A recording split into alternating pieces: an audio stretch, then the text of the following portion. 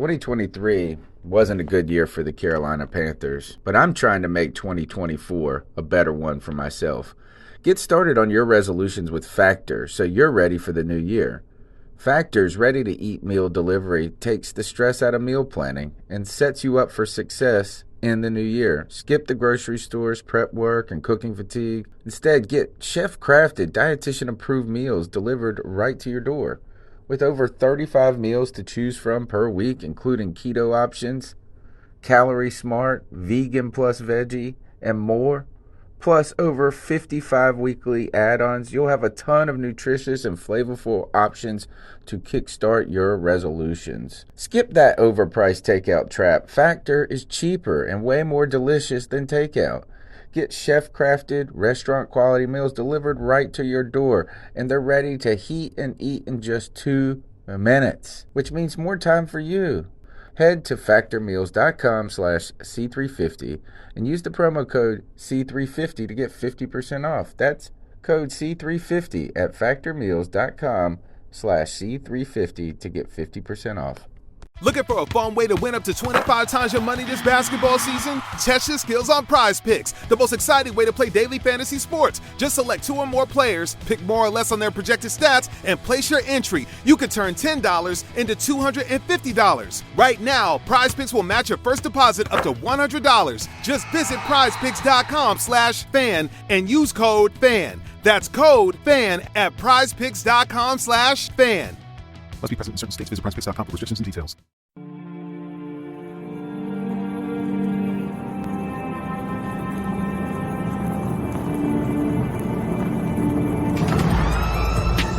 In a world where Carolina Panthers fans have an insatiable thirst for Panthers news and opinions, only one podcast roars ferociously. It's the C3 Panthers Podcast. Welcome back to Planet Earth, Carolina Panther fans.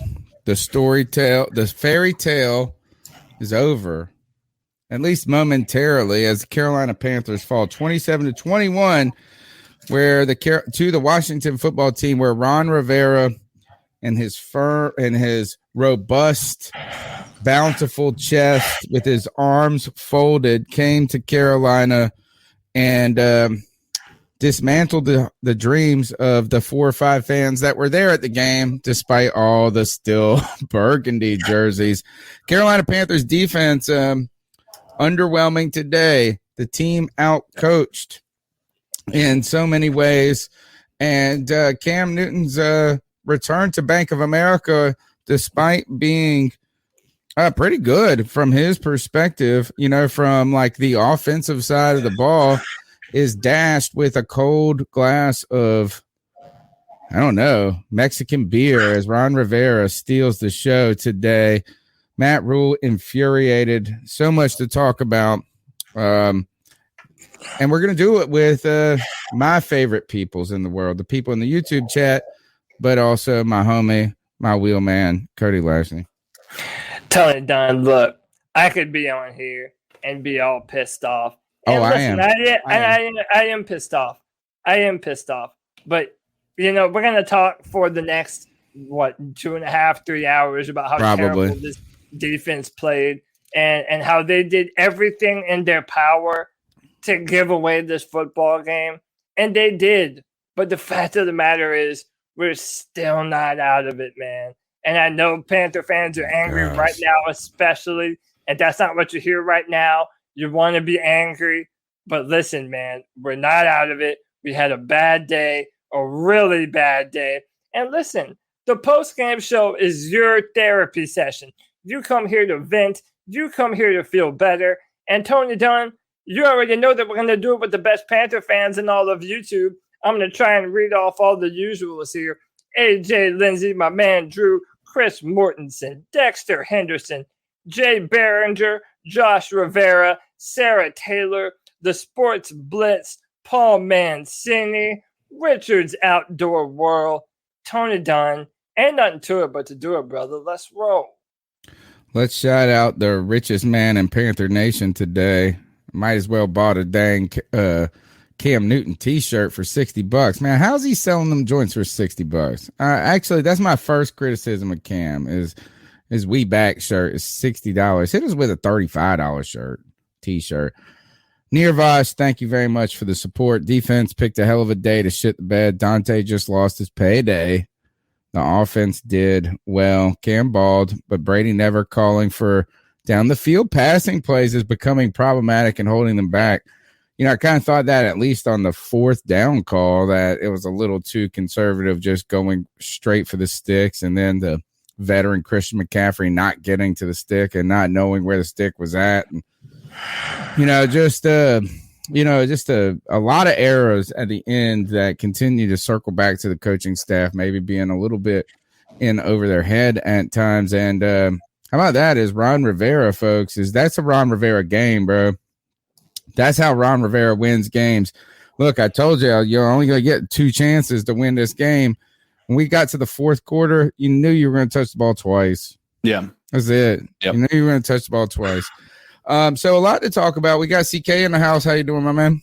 Listen, today was supposed to be a day of celebration, and I think it can still be that, but it has been marred with a lackluster performance all around. I know a lot of people want to say the offense did well. The offense didn't. It was just okay.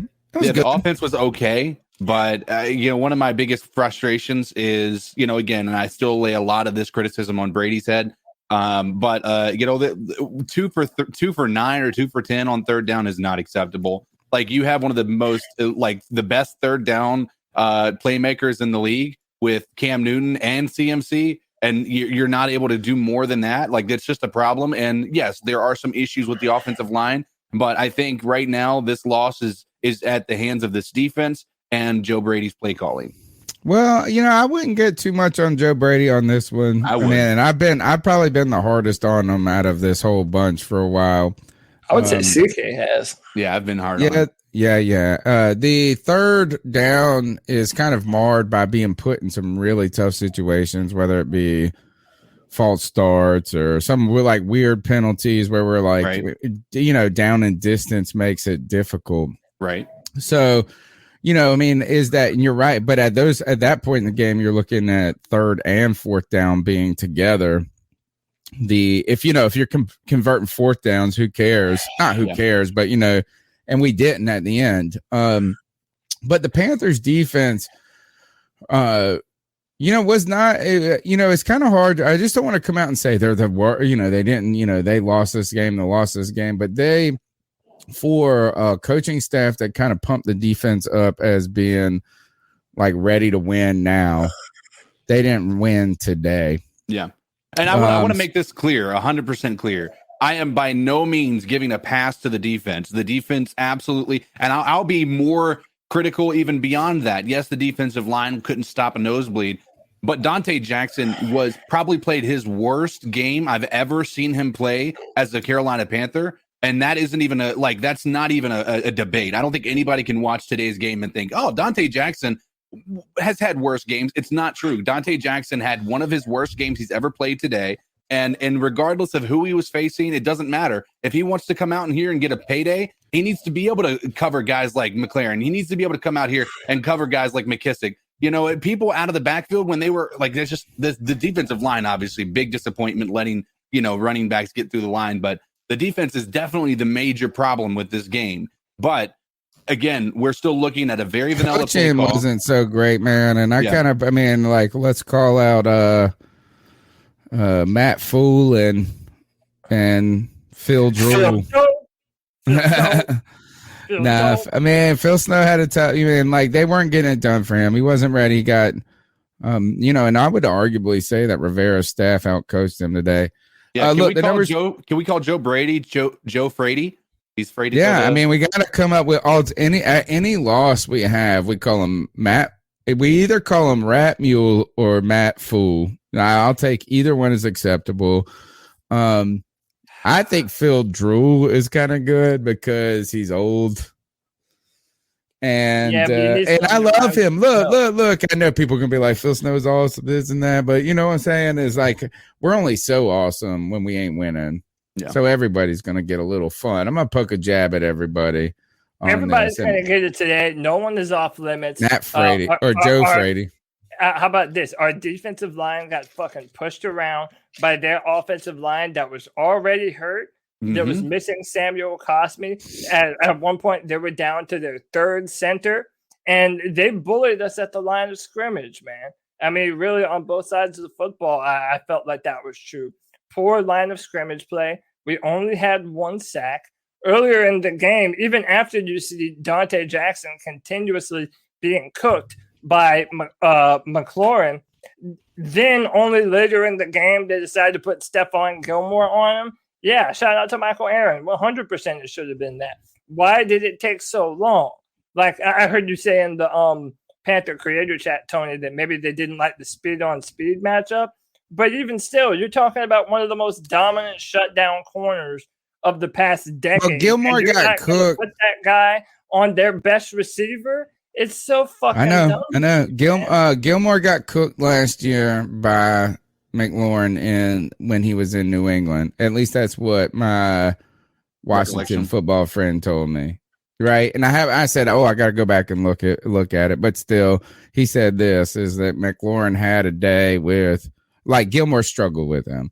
Now, I don't know where Gilmore was with his injuries at that point last year. So there's some questions there. So maybe they didn't like the matchup because they saw that. Maybe they liked how good Dante was playing this year. But you're right. Look, is that if you're going to sell Gilmore as the guy, like the most, like the shutdown guy, like he should be able to handle. You traded for him. You traded any meaningful picks for him. He should be able to handle any type of player, the big body, the fast player, some different things like that. So we got a lot to talk about. The number is 252-228-5098. That is 252-228-5098. Smash the thumbs up button. Be a part of the C3 Panthers post-game show. You can jump in the chat room where it's always lit. Let's start with this, Cody. Yeah. Black on black. Dude, here we go with this horse shit, bro. Bad luck. Black on black equals bad luck. Dude, the story today was so high. Actually, I'm gonna segue it to this because I know you don't like it. My magic pajamas. I'm a Mormon. I'm not Mormon, I'm Catholic. But I want magic pajamas if you guys pair. Your magic underwear. I will take some if you got something to loan me. The high was so much. You know, I heard the commentator at one point, and shout out to Matt Sanchez. Was it Matt Sanchez? Mark Sanchez. First of all, I love how complimentary of Cam he is. He's like the first person that says nice things about Cam all the time. He's like, he throws the best ball, and it was wobbling. I was like, man, I love this guy already. And he also said that Cam, he's throwing one of the tighter passes. Right. And I was like, I love this guy already. But he did say something that stuck out to me. It was like how Cam's running around between plays, right? He runs to the 50-yard, puts the ball out. It was not a criticism. He said, how are you going to maintain? It's hard to maintain that energy. But I want to expand that discussion beyond Cam Newton, who might be the most energetic force in the world, like the unmovable object type force. But do you know the energy surrounding the storyline? It was tough to maintain. And I wondered how it was at Bank of America as Washington scores on the final possession of the first half, gets the ball back. And I believe, did they score again? Let's see, hold on, scoring drives here. But my question is that like the high that came with it, right? It's tough to maintain that high. Yeah. Hey, real quick, just so I make sure we don't miss them. 89 J Sub says Panthers going to Panther. Shake my head. Thanks for 89 for the 199. And then Theron Jenkins says, how much of this gets credit to Ron Rivera knowing Dante's weaknesses and when to pick on him? And I think that's a great point, too. And we talked about this a little bit on my Friday free-for-all show. And I asked everybody, with Ron Rivera coming back to town, having a lot of ideas about who these guys are and what kind of players they are, you have to think that played in to how they were able to kind of, render us kind of obsolete in a I bunch don't of think ways. so. And then also, listen, I'm going to give credit too where much credit is bro. due. How about this? I'm going to give credit where credit is due, and I don't know if anyone's going to do this. Taylor Heineke's a fucking dog, bro. Yeah. Y'all I like Taylor Heineke for a while, dude. Taylor Heineke is a fucking dog. That dude made some plays off platform. That dude at one play, he's fun. We're rooting for him. It's just not today. To a fucking pretzel on one play. Bro, we need to pull a little harder, man. They should have pulled a little harder. Another lackluster effort by our defense to not break him in half. They should have made up for what Matt Jones did to Brian Burns. Nah, I'm just saying this. I've heard defensive players. I love listening to LeVar Arrington in the morning on two. I hate Jonas Knox, by the way. 2 cups of Joe, 2 pros and a cup of Joe. It's Brady, Quinn. But I love how just honest he is about this. Is I'm trying to fucking hurt you when I'm on defense. That's like my mentality. So like all y'all sad motherfuckers out there about this and that. Like, I mean, and think about it. I don't want the guy to be hurt. Right. But at the end of the day, he comes and converts a 4th down or whatever right after that play. If he's unavailable, I don't have no shame in that. In fact, I don't even know if he was down. But it's hard to maintain that high, dude. And then look, Cody, I'll give you the mic back. Is that Washington comes out and scores on a 10-play, 66-yard, 5 minutes and 39-second drive to start the 3rd quarter to put them up 21-14. It's hard to maintain that energy throughout. And we thought that the Carolina Panthers offense was going to help the defense be more energetic and have that longevity. It just didn't work today. And listen, another thing that I've got to say, and I'm just going to be open and honest about the criticism. We're not going to do the revisionist history about our edge rushers. We think that Brian Burns and Hassan Reddick are really talented. But the fact of the matter is a beast, motherfucker. He's a beast. But the fact of the matter is, dude, Brian Burns and Hassan Reddick, they're really good at the speed rush, and Hassan Reddick has a great secondary move. But when it goes back to Brian Burns, he really lacks that play strength at the line of scrimmage. He doesn't have that bull rush. I feel like a lot of the times he's just a speed move. Now, granted, they are double teaming him at times, but still, man, I feel like from a player that we have expected so much from, we have not seen what we wanted to see from Brian Burns. Like, there are games like this where you're hoping your best defensive pass rusher is going to take over football games. He didn't, and he doesn't. And I don't care if you want Reddick to say does, though. I don't want no Reddick smoke on this podcast, bro. I mean, I'm not going to talk about Reddick. I'm going to talk about Brian Burns not living up to the very high. I know. I'm looking at the chat too. I'm looking at the chat and this and that. I just don't want no Reddick smoke. I don't want no Reddick smoke because is those criticisms that maybe these guys are undersized against the run, this and that. But Reddick has been. How about this? Thank God for Reddick. Right. Imagine this defense without Hassan Reddick. Number one. Shane made some big plays too. Yeah. He also got beat a couple times. Still not just dominant at this point.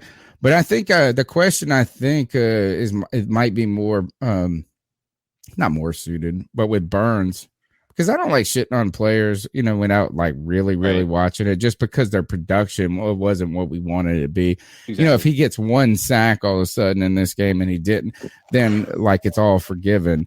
But maybe you've heard me talk about this in the past with wide receivers and complementary wide receivers. Right, is that you need speed guys and big guys. The problem with Dave Gettleman in the past, he went and got 2 giant guys. He didn't have no speed. In the past, we had 2 small guys. We didn't have no red zone threat. Wonder if Brian Burns and Hassan Reddick, being the edge rushers, are not complementary enough to where it's their strengths are too similar. They are. I also feel like we need a bigger bodied hand in the dirt defensive end. someone like Gross Matos. Yeah, someone like Gross Matos. But I mean, even him, he's had some good plays, but he hasn't lived up to that starting. Well, he hasn't played at all. He hasn't played at all. I haven't seen his number at all. We have guys. We have Marquise Haynes. We have Gross Matos. We have Brian Burns. We have Hassan Reddick. But the fact of the matter is, I feel like every time they want to run to the outside or bounce to the outside, they were able to. Hey, how about this? Why does Derek Brown have so many fucking offside penalties? He lines up right in front of the ball, and you're jumping off sides. Like in 2 years, I don't know. Was it Derek Brown or was it the lineman jump off sides? Deontay Brown did that. No, I'm talking about Derek Brown or number 95. Did he ever offside? I didn't see him in the offside was that? today. I saw Deontay Brown have the offsides. No, Deontay Brown. No, Deontay Brown plays. Not Deontay. Oh God. Now I can't even remember his name. Dante Jackson. Yeah, no, Jones, Daquan Jones. I thought it was Daquan too. I was listening to it on the radio, so I didn't get to see it. Somebody chat, fact check who got the offsides. Well, I know he got an offside penalty because he blew up the play in the backfield. Joshua says Derek Brown. Yeah, that one. Yeah. But I don't even think that was offsides. If you watch that, like he jumped a little bit, but he didn't even move his mark. Like they called offsides just because he moved.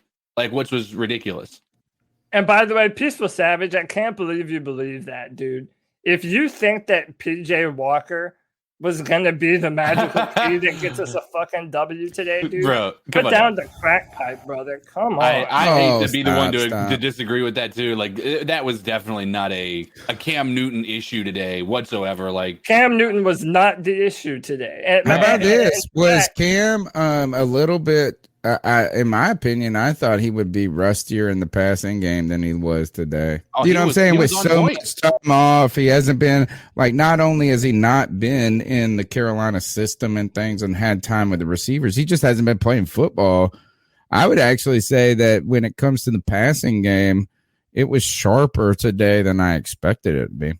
Yeah, absolutely. I think I'm right there with you. I thought that was a bit of a surprise to see him come out and actually, play as well. Obviously, we knew he was gonna. We were all hopeful, I guess, that he was gonna come out and ball out. But like we all kind of have. I would venture to guess at least all of us had our expectations, and our expectations probably didn't put there that he was going to have as high of a completion rated that it did, and all that stuff. Like it was definitely a better performance from Cam Newton than I would have anticipated coming to a new offense.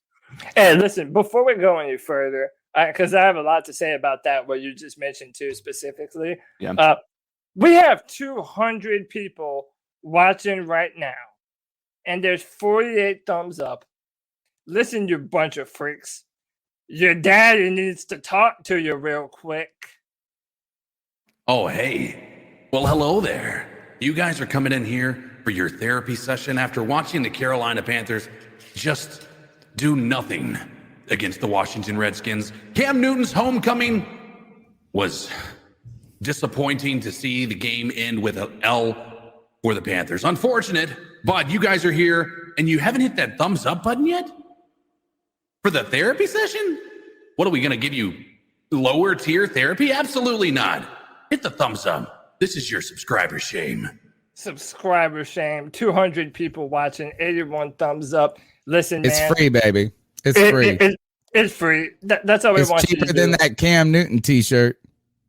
It's cheaper than a Cam Newton t-shirt, but you know what else, man? It helps Panther Nation be able to continue to grow. After a game like this, you want to be able to come in and vent. We're going to put everything on screen. You see me showing your comments.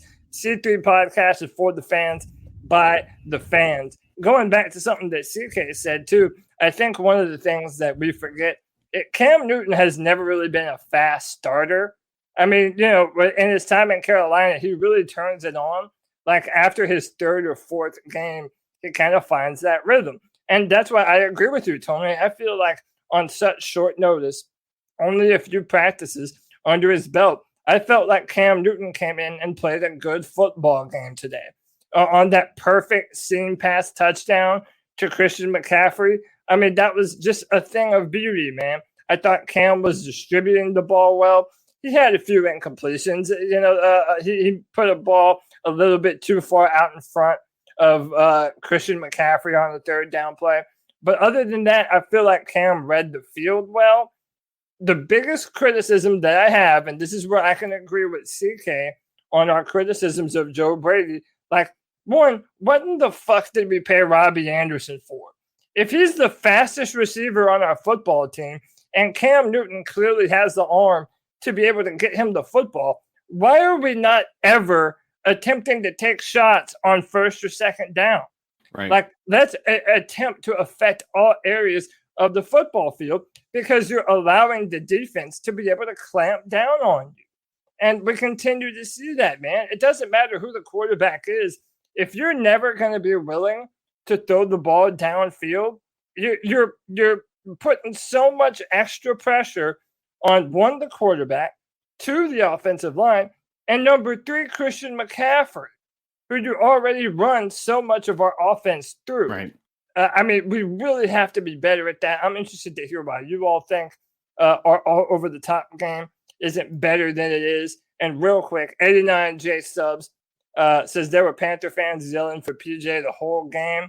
I don't know why. Cam doesn't deserve this. Yeah, it's like, I don't understand this, man. Anyone saying that that Cam Newton is the reason. It's like an irrelevant conversation. If Cam would have played poorly today, then let's have that conversation. I don't even think yeah, I mean, you're not even then, but he played really well. And this isn't me just trying to defend him. Like, they scored points today. Right. We scored 21 points. We moved the ball. We had a couple of times where we were putting some, and look, he wasn't put in the best situations all the time.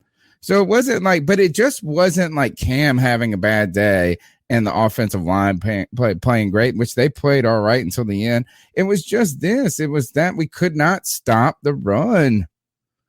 And Terry McLaurin. I mean, there's like two things here.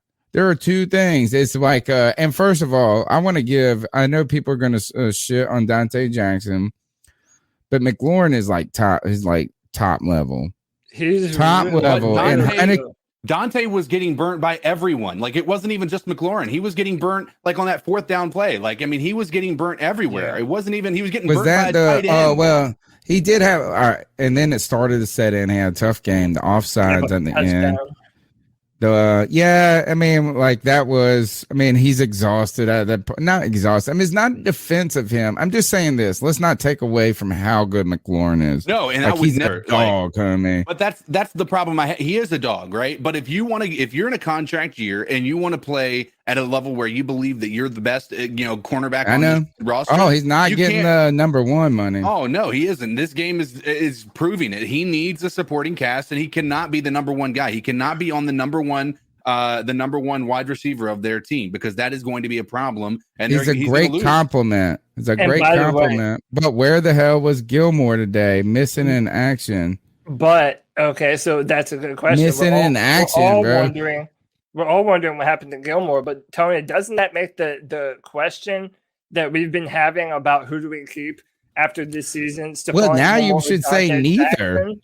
No, man. Now I say even more Stephon Gilmore. No, he didn't do shit today, bro. They were scoring on us. Like, his name won't even.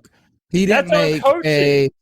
No, like, I mean, we can't say it's just the coaches, because you got to go and look at his play on the field. He was just not involved. And I'm sorry. And he was not manning people up and taking people out of the game. So don't give me this because we didn't call his name.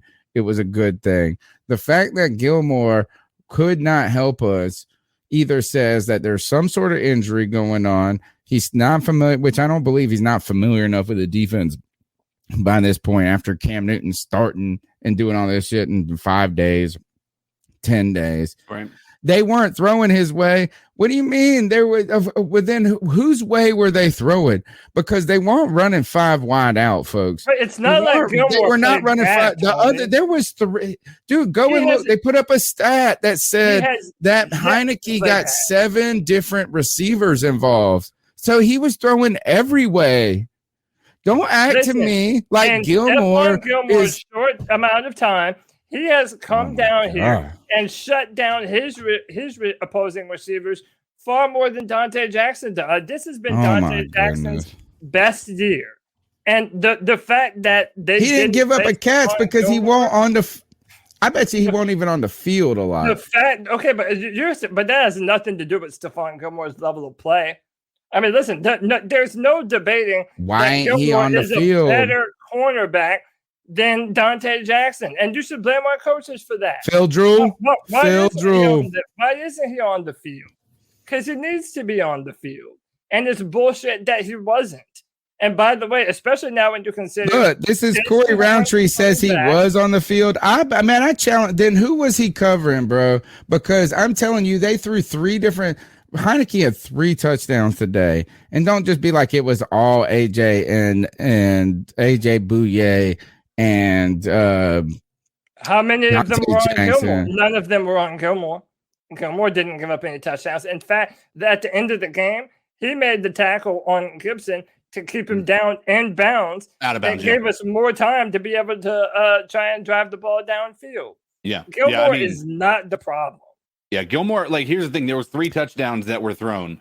2 were on Dante Jackson, I'm thinking, right? I'm pretty sure it was 2 on Dante and then 1 on you had that one on the Dante Jackson after the big pass, right? So I know you guys don't like to say this, but there was a big pass down the field. Then Dante Jackson gives up this touchdown, which so he just ran 40 yards downfield, right? And man, they started to pick on Dante. But let's not act like Gilmore was out there just shutting fools down. He didn't get a pass. I did watch the goddamn game, Jay. Pray. And I pray to you to just because, look, they threw to that other. There was 3 dudes that caught touchdowns today. 3 guys. And I'm not saying that Gilmore's just getting burnt. But I tell you this, I won't go and, oh, look, Gilmore breaking up passes, Gilmore doing this, Gilmore doing that. And don't give me that shit just because we didn't call his name. He just shut motherfuckers down. Nobody on that defense gets a pass today, even Phil Drew. And I'm telling you, I'm calling the snap count out. I want to see the snap count because I did watch it. Folks. Did the snaps, was he in for over 40% of the defensive plays? It's a question I have. But again, you're either talking about injury or you're talking about decisions that our coaches are making. If it's injury, but that's fine. I mean, but still, if you're going to pay, it means that they would have lied on the injury report this week if Gilmore wasn't listed on the injury report, which he wasn't. So then that tells me that it's our coaches that didn't have him out there. Fact of the matter is, Dante Jackson looked fucking terrible today. And all those times that McLaurin cooked him, it should have been Gilmore in on that play. And the fact of the matter is, we have J.C. Horn coming back. We need to make it a point, I think, to keep Gilmore and get J.C. Horn very much involved with this defense as soon as he gets back, man, because our defenders got cooked today. Cooked. I will say this much. I can't really recall Stephon Gilmore. I don't know what his I'm interested to see his snap count because I was thinking that early on in the game. Yeah. I do recall thinking that, I didn't feel like Stephon. I saw CJ Henderson out there a lot, more than I had. And so I didn't see Stephon Taylor, Gilmore. They're calling his name. But I also want to preface this, if he was on the field, he didn't have a pass that was caught in his vicinity. Right. So, I mean, just because we didn't hear his name doesn't mean he wasn't as impactful. I want to see the amount of snaps, though. That's what I'm saying. If he played 20% of the snaps, that's not as impressive. But if he played 60% or more and we didn't hear his name called or didn't even see him on the TV because nobody was going his way, then that's absolutely a shutdown corner. It's still on coaches. But he didn't play. All right. Coaches. So then I got to call out old Starsky and Hutch up here. Almost all things gaming. Mr. Starsky and Hutch detective said you listened to it on the radio and you didn't watch it. How about this? I had to take my kid and pick him up and I listened to the final drive of the second quarter and the final drive of the fourth quarter when the game's over. It's Mr. Starsky and Hutch, detective out here trying to pick apart all this crap. And I want to give mad credit to Jordan Gross and Jim Zoki, who are just slaying it on the radio broadcast. But Muggs, I'm telling you, I want to see the snap count. That's all I want to see. I'm not saying Stephon Gilmore had a bad game. I'm just saying, you know what? He didn't shut down Terry McLaurin because Dante Jackson's sitting over there dealing with. And you know what? You guys saying all Dante did was get roasted. No, all you say Dante is getting roasted. He made a big play where it looked like he was getting roasted, and he comes in and smacks the ball out the backside. No credit there. Overthrown ball, and that was made the play, bro. Yeah, and still made the play. He went 1 for 6 on plays. He had one good one, and then I'm just saying, all right. Ones. How about this? Why does our defense fall off of a cliff when we need it the most? This entire week, everybody was saying that, look, our defense gives Cam Newton a perfect scenario to be able to walk into. He isn't going to have to do the thing that Cam Newton normally does, put on the Superman cape, and will this football team to a victory. No, we thought our defense was going to be able to come in and hold it down. Why does our offense, or rather, why does our defense fucking fall off a cliff when they're playing in Bank of America Stadium? We keep on losing. I tell you why. It's the black on black. It's the black on black uniforms, bro. We don't have the home field advantage. We don't have the excited fan base. We don't have this. We don't have that. Well, how about the Carolina Panthers win a fucking football game at home before you start bitching about the fans? Like, dude, it pisses me off that the defense plays so bad when we need them the most. I mean, what? That has to be on show, right? Jason Lewis says we don't have stamina. And I would say this is that the energy level was so high, it's hard to maintain that throughout the game. And I bet, you got to wonder, again, that's where I come back to Washington scoring going into the half, getting the ball back and scoring again. That's tough. Them fans with a lot of burgundy out there too, which we know is going to be, it's tough to keep that energy. I do want to say, but there's one sound that no one knows. What does the fox say? Fumble. I was at Morgan Fox with another fumble. He recovered a fumble last week and caused a fumble this week. I thought the defense was going to play better today. I thought this when the Carolina Panthers come out and score on that opening drive, then that gives the defense kind of the down distance marker advantage. Right. Playing ahead of the sticks and causing even when they were marching down the field, you cause a fumble. Like what the Fox say, fumble. And then Ron Rivera and his team just body blowed us, bro. There was McLaurin was the hook. McLaurin was the hook, but they were body blowing us with McKissick and Gibson all day. And I told you on the Panthers defense has some problems with the run at times.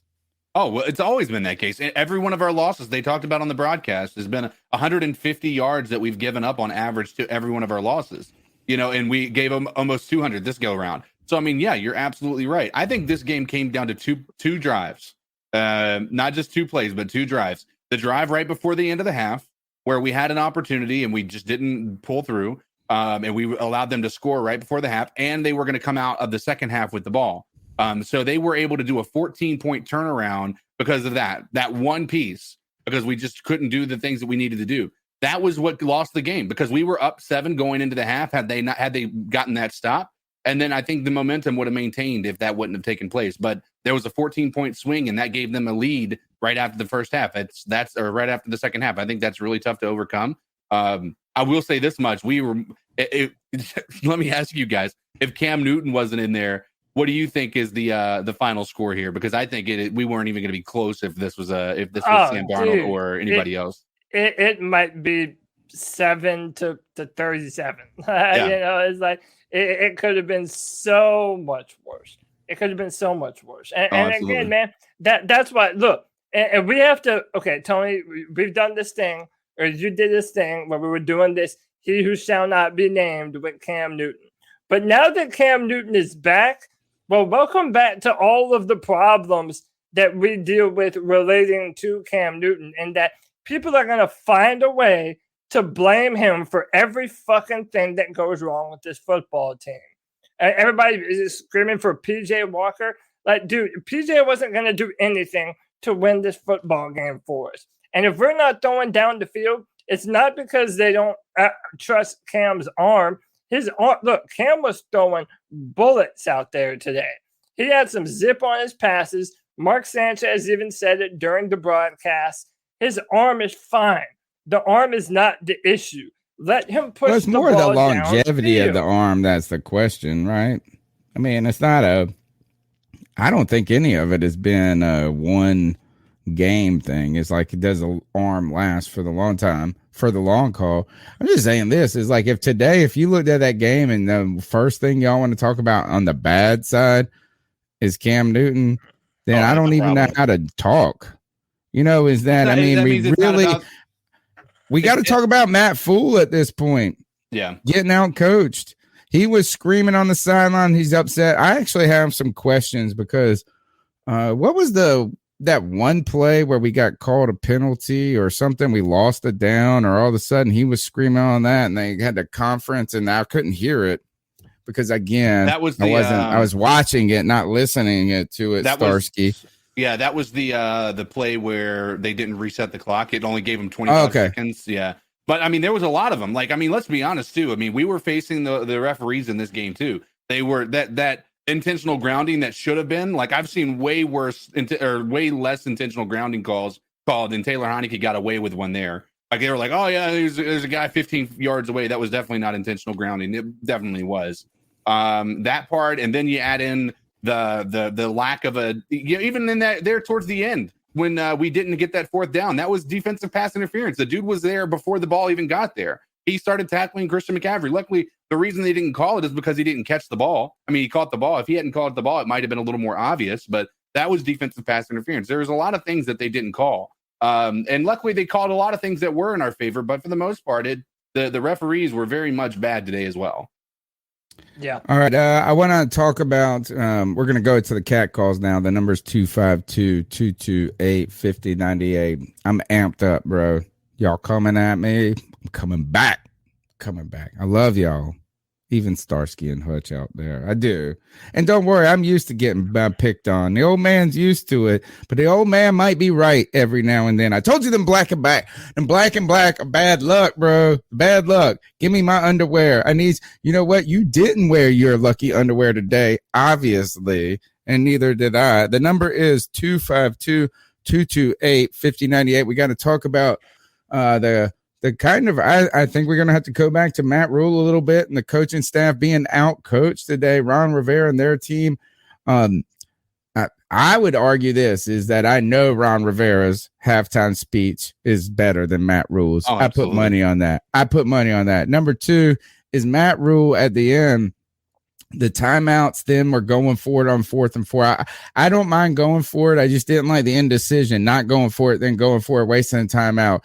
All of this, we should have, at that point, I mean, because it didn't work out, punted, and trying to get it with the 3 timeouts. And Jay Prey, please call in. Give me your words. I hope they were words of praise. I pray they words of praise. Pray they words of praise, but I'm guessing they ain't. The number is 252-228-5098. Jake the Snake, FU2. Here we go. What are your thoughts on catcall? If this plays. You shouldn't do that to somebody. And how did that make you feel? Not playing at all. All right. If somebody you really else. don't want your number played, DM me and I'll relay it to Tony. What do you mean that not want their number played? He doesn't want his call played. I don't know why. Why? So what are your thoughts on catcalling? Yeah. All right. Actually, carry me on this. Carry me for a second as I find a different call now. Jesus I Christ. mean, I don't know if that was his though. So I mean, I was, you know what? I was just working on it. That was his. I changed the mind at the last second. All right. So we good? Or we need to. No. I'm talking junk about him. He said that was his call. He said don't play it. So at the very last second, I decided not. I don't know. I'm just saying this. The call didn't work, bro. That's fine. So Cam Newton during his press conference said the lack of third down efficiency is unacceptable. And again, this is something I want to touch on, man. Like I feel like Robbie Anderson, and again, I don't even know who to put it on. Like I feel like we could put it on Joe Brady a little bit, but I also feel like we're just not utilizing Robbie Anderson at what he's good at, and that's taking the top off of a defense. We continue to not use him in that shape or form. It drives me up a wall, dude. Like I don't understand it, and I think our offense could be so much more dynamic if we were able to get the ball downfield to him a little bit more, man. I don't know if it's because they haven't quite had enough time to form that connection, but it bothers me, man. It really does bother me. We've been missing that deep threat, that long ball on our offense for a long time. Where is it at? Because it's not like we don't have the personnel to do it. You know, one piece to that, let's also pay attention to what the Redskins did, or the Washington football team did today, right? They threw the ball deep. And what did that do? It opened up the run offense tremendously. Like it wasn't even difficult for them. Like they were throwing the ball down the field, and that caused the team to have to make an adjustment to the defense. And then the run game was able to just get it off the just go off really. So I think it 100% makes sense. I mean, I think we need to blame a lot of people, but I think it starts with Brady, and then with that play calling, we need to get the deep ball because it hasn't been there for a long time, and we need to see that. Credit to Taylor Heineke for having a solid game today. Terry McLaurin having a good game. The Washington football team's offensive line having a good game, as well as their running backs. Discredit to the Carolina Panthers defensive front and their secondary for just figuring out a way to do more, throwing Heineke off his spot. They allowed him to look like Kirk Cousins and Brett Favre rather than Sam Darnold, which we needed him to look like. So, it stinks. There was just some, as Ron Rivera would say, some missed opportunities. So what are your thoughts on catcalling? Yeah, it's pretty. You shouldn't do that to somebody. And how did that make you feel? Very uncomfortable. So how do you think catcalling makes the person feel? It feels good, like. Who's that cat sitting in the back corner with his face buried in his nose? Who's that kid that can use one?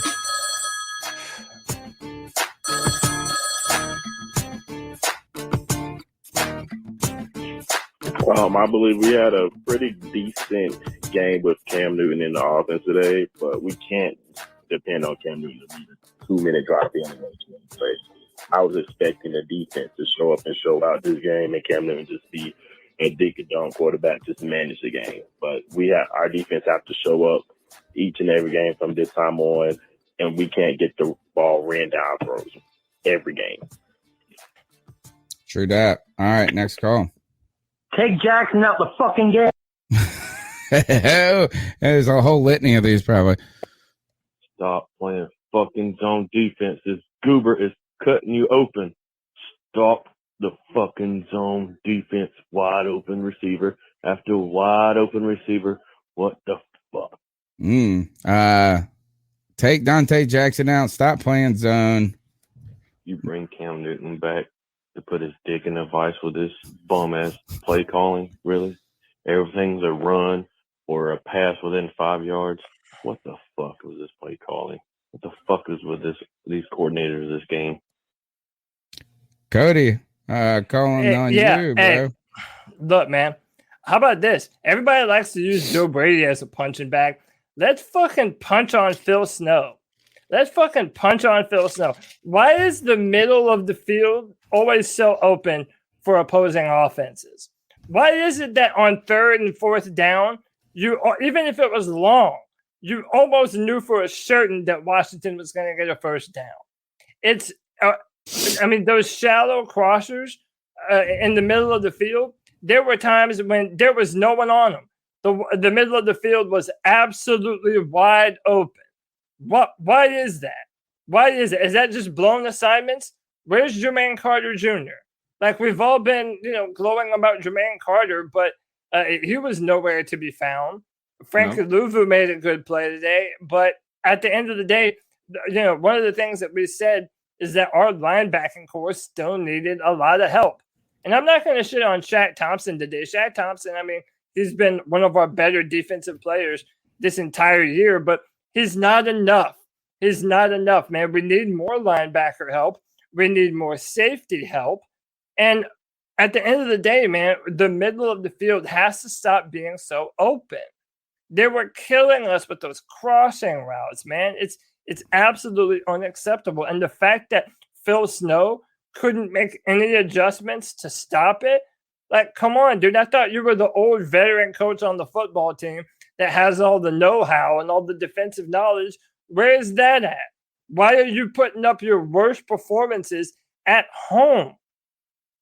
You can win on the road better than you can at home. That is absolute bullshit.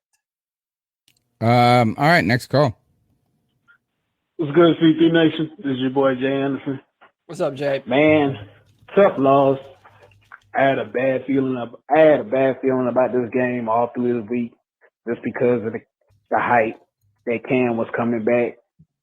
You know, it was well-deserved hype. It's like, sometimes the emotions and the hype was just, coming home was just, it felt a little eerie to me, once game day came closer. I'm like, oof, man.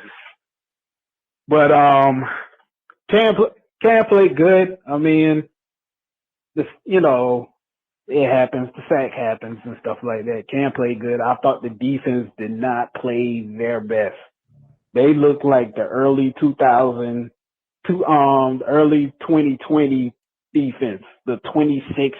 They look like a 26 ranked defense instead of a number 2 defense.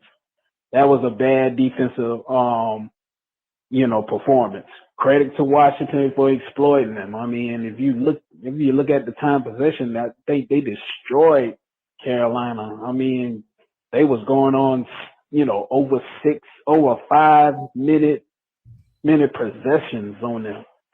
And so, I mean, the defense had played terrible, but, they got the L out of their way. Cam, hopefully, we get the W in Miami. And then you got a bye week. So I think, if they get the dub in Miami and get the bye week, they can get more familiar with the playbook. Joe Brady would call a better play, because I thought the fourth down play that they ran for McCaffrey, I thought that was stupid. You don't want to get at the close line of the first down marker. You want to at least get like 2 yards above it to gain the first down, but it's whatever. I mean, they got to get some wins, and 6 loss. I mean, they still in the playoffs, huh? So, all right, then, y'all be easy. Yeah, I mean, look, all of us are upset right now. We're mad, CK. But what you said at the very end there was 100% true, man. We're still in the playoffs. How about this? Most of us thought that we were going to be that the last 2 games would have had vice versa results. We thought we were going to lose to the Cardinals and beat the Washington football team. Yeah. It ended up being the other way around. We beat the Cardinals, lost to the Washington football team. So we're kind of right where we expected ourselves to be in a weird way. And I think the thing that's so frustrating about this game, too, is that we're better than this. The Carolina Panthers are a better team than what they did today. They just played like absolute dog shit. And the fact that they continue to do it at home is absolutely infuriating. But I wanted to highlight some comments because they're making some great points. Michael Aaron says we can't stop those inside zone runs. That's what Dallas did to us, and other football teams have continued to use that same formula to be very successful against us. And then on top of that, man, one of the things that we said about Cam Newton earlier, that I said about Cam Newton earlier, is the longer that you give him in this offense, the more rhythm and timing he accumulates with these receivers. Right. Cam Newton will be fine. I have no worries about Cam. I really don't even worry about our receivers too much. I worry more about our offensive line, and I worry about our play calling not being up to snuff, which I think is a fair criticism. Yeah. But listen, our defense, they're better than that. They are better than that. But today they came out and they laid an egg, man. And that's what's so frustrating is because we have the pieces. This roster, even as it is right now, is still a playoff roster. Right. And we have J.C. Horn coming back. That doesn't win games. It needs to win to get the playoffs. We got to fix the problem, it, man. Cody. The problem is this is not about any of that. Is that if you want to make the playoffs, you got to win, bro. You got to win. And we had games this year, and it was before Cam, and now here. And man, this has nothing to do with Cam at this point. It just has to do this. You want to make the playoffs, folks? You got to win some damn games. You got to win some games. It helps to win at home. Let's go to the next call. The number's 252-228-5098. That's the podcast. How y'all doing, man? Hey, man.